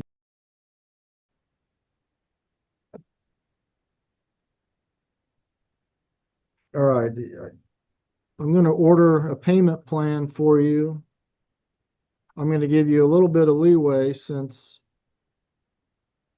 you don't have much money at this point. You'll have to make $50 a month payments. Your first payment will be due by the last business day of September, and by the last business day of September until it's paid off. You're to call court services or report in person either by 5 o'clock today or first thing in the morning. Okay. You have a right to appeal this sentence. If you choose to appeal, you have 14 days from today's date. Mr. Baca, can you think of anything I've not addressed with him that I need to? Nothing from the state, Your Honor. All right. Do you have any questions, Mr. Moody? No, Your Honor. All right. Good luck to you. If there's nothing further, we'll be in recess.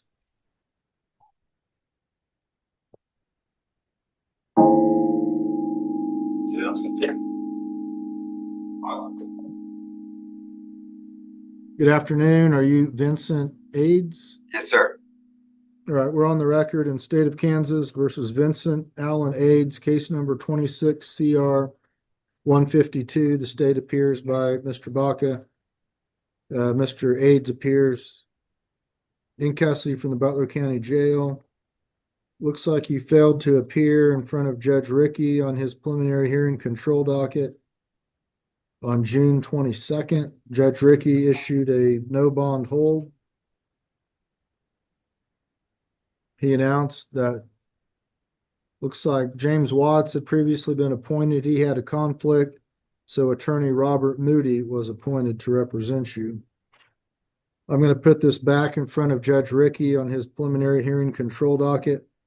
Your next court date will be September the 8th at 2:30 p.m. Judge Rickey does that docket by Zoom, September 8th at 2:30 p.m. Attorney Robert Moody has been appointed. Do you have his phone number? I do not, Your Honor. I missed when I didn't make a court date because I got in an accident and I got home at one, so that's why I wasn't here. On the 15th, I got in an accident with an emergency room and was really injured bad in my back. I got 5 staples in my head, Your Honor. I just got a new job and but yeah, that's why I wasn't here. I was gonna see. Well, I was supposed to ask if I could get my bond reinstated. I was instructed by my bondsman to see if I could get my bond reinstated to be able to, and keep my job. I want to keep my job. I still have to go back to school shopping. I gotta get my daughter's enrolled still in school right now. You'll have to go in front of Judge Rickey to do that. He's the one who ordered it and he has the case. So do you have Robert Moody's phone number? I gave it to him, Your Honor. Okay. So you have your attorney's phone number, Robert Moody. You've got a court date. I'll get out of here. So you'll need to get with your attorney and see if he can get that addressed with Judge Rickey if you want to seek a modification of the no bond hold. So what was the point of me coming here today? I thought, Your Honor, I thought that's what today was for. Was for me to take care of the no bond warrant. Today's the first appearance because you've been picked up on the. No, I turned myself in this morning, Your Honor. I came in here this Okay. morning. Well, that's September what 8th. the I purpose got, of today was. what's that? That's what the purpose of today was, to get your case processed back in front of your assigned judge and make sure you have an attorney. Well, I thought it was failure. I'm confused. Today, this is the first appearance docket. Yes, sir. You turned yourself in. Yes, so sir. your case goes in front of the judge who's handling the first appearances, which is me. Yes, sir.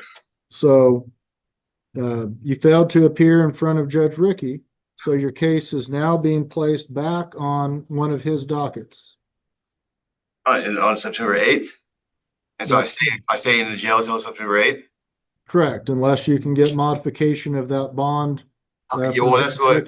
prior to that date. How am I supposed to do? I'm confused. How my Monson told me to ask you. That's what I was supposed to do today. Okay, Whatever. well, I've told you what the purpose of today was and what's going to happen. I've provided you the name of your attorney and you have his phone number. So you might try to see if you can get a hold of him. Huh? So, okay. Yeah. Okay. Thank you, Your Honor. I guess, man. All right. Have a good day.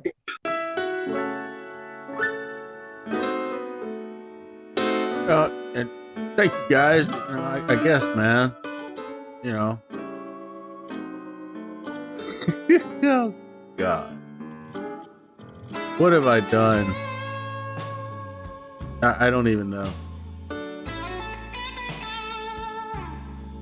Sometimes some of these people, you don't know what to really think about them, right? Judge Ricky's no bond hold. Judge Ricky's no bond bolds. That's what I want to say. His no bond bolds will not ever get lifted. There, I said it. I can't unsay it. Chat has been marvelous tonight, Mom. You're correct. Thank you all, everybody who came out and showed out. And most especially, thank you very much, Tracy, for your early bird dono in the super chats. That was quite nice. Thank you, TL Dixon, Specs, Marty Duvall, Northwest, Sky Hidden, and CE 4301. And also, thank you all these people whose names are going to start scrolling across the screen right now. Because all of these are amazing people, except for that Lone Wolf Oosel guy. I don't know him. He's kind of, I hear he's weird. Really kind of crazy. He says things all the time that people misunderstand and think he's serious about. Most of the time it's just not true. Not really. Text is hard sometimes, you know. It's just Marty. Just Marty. Marty is saying just Marty. Okay, just Marty. I am not an odd duck. I'm an odd wolf. Thank you all so very much for being part of the stream tonight. I don't know how to say thank you to everybody. You know, Marty, Darth Steven, X25, Fat Boy, all you people make chat so entertaining. Dobby, yelling at you out there. It's been fun. It's always fun. Rhonda, thank you for managing all of us. Mama, thank you for being here and doing what you always do. I do these things every single night of the week. So come by and check it out. It's 8 p.m. Central Time, 9 p.m. Eastern Time. I just simply say it's the same Wolf Time, same Wolf channel. Come on by. Please. I appreciate your patience. Most especially on nights when I don't have anything to riff on after the show. Guys, go away now. I'm done. I'm your Lone Wolf Oosel. I'm your humble host for these here videos, and I'm your curator for this here channel. And for now, I am out.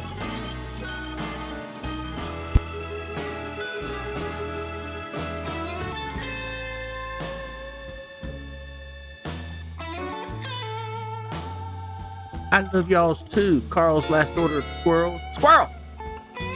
Squirrel! Squirrel!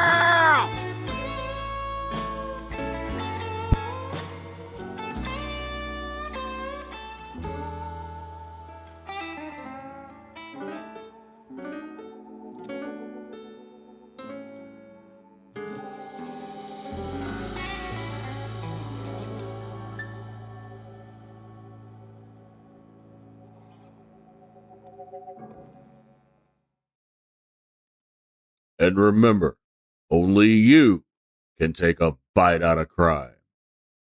Bye! Healer.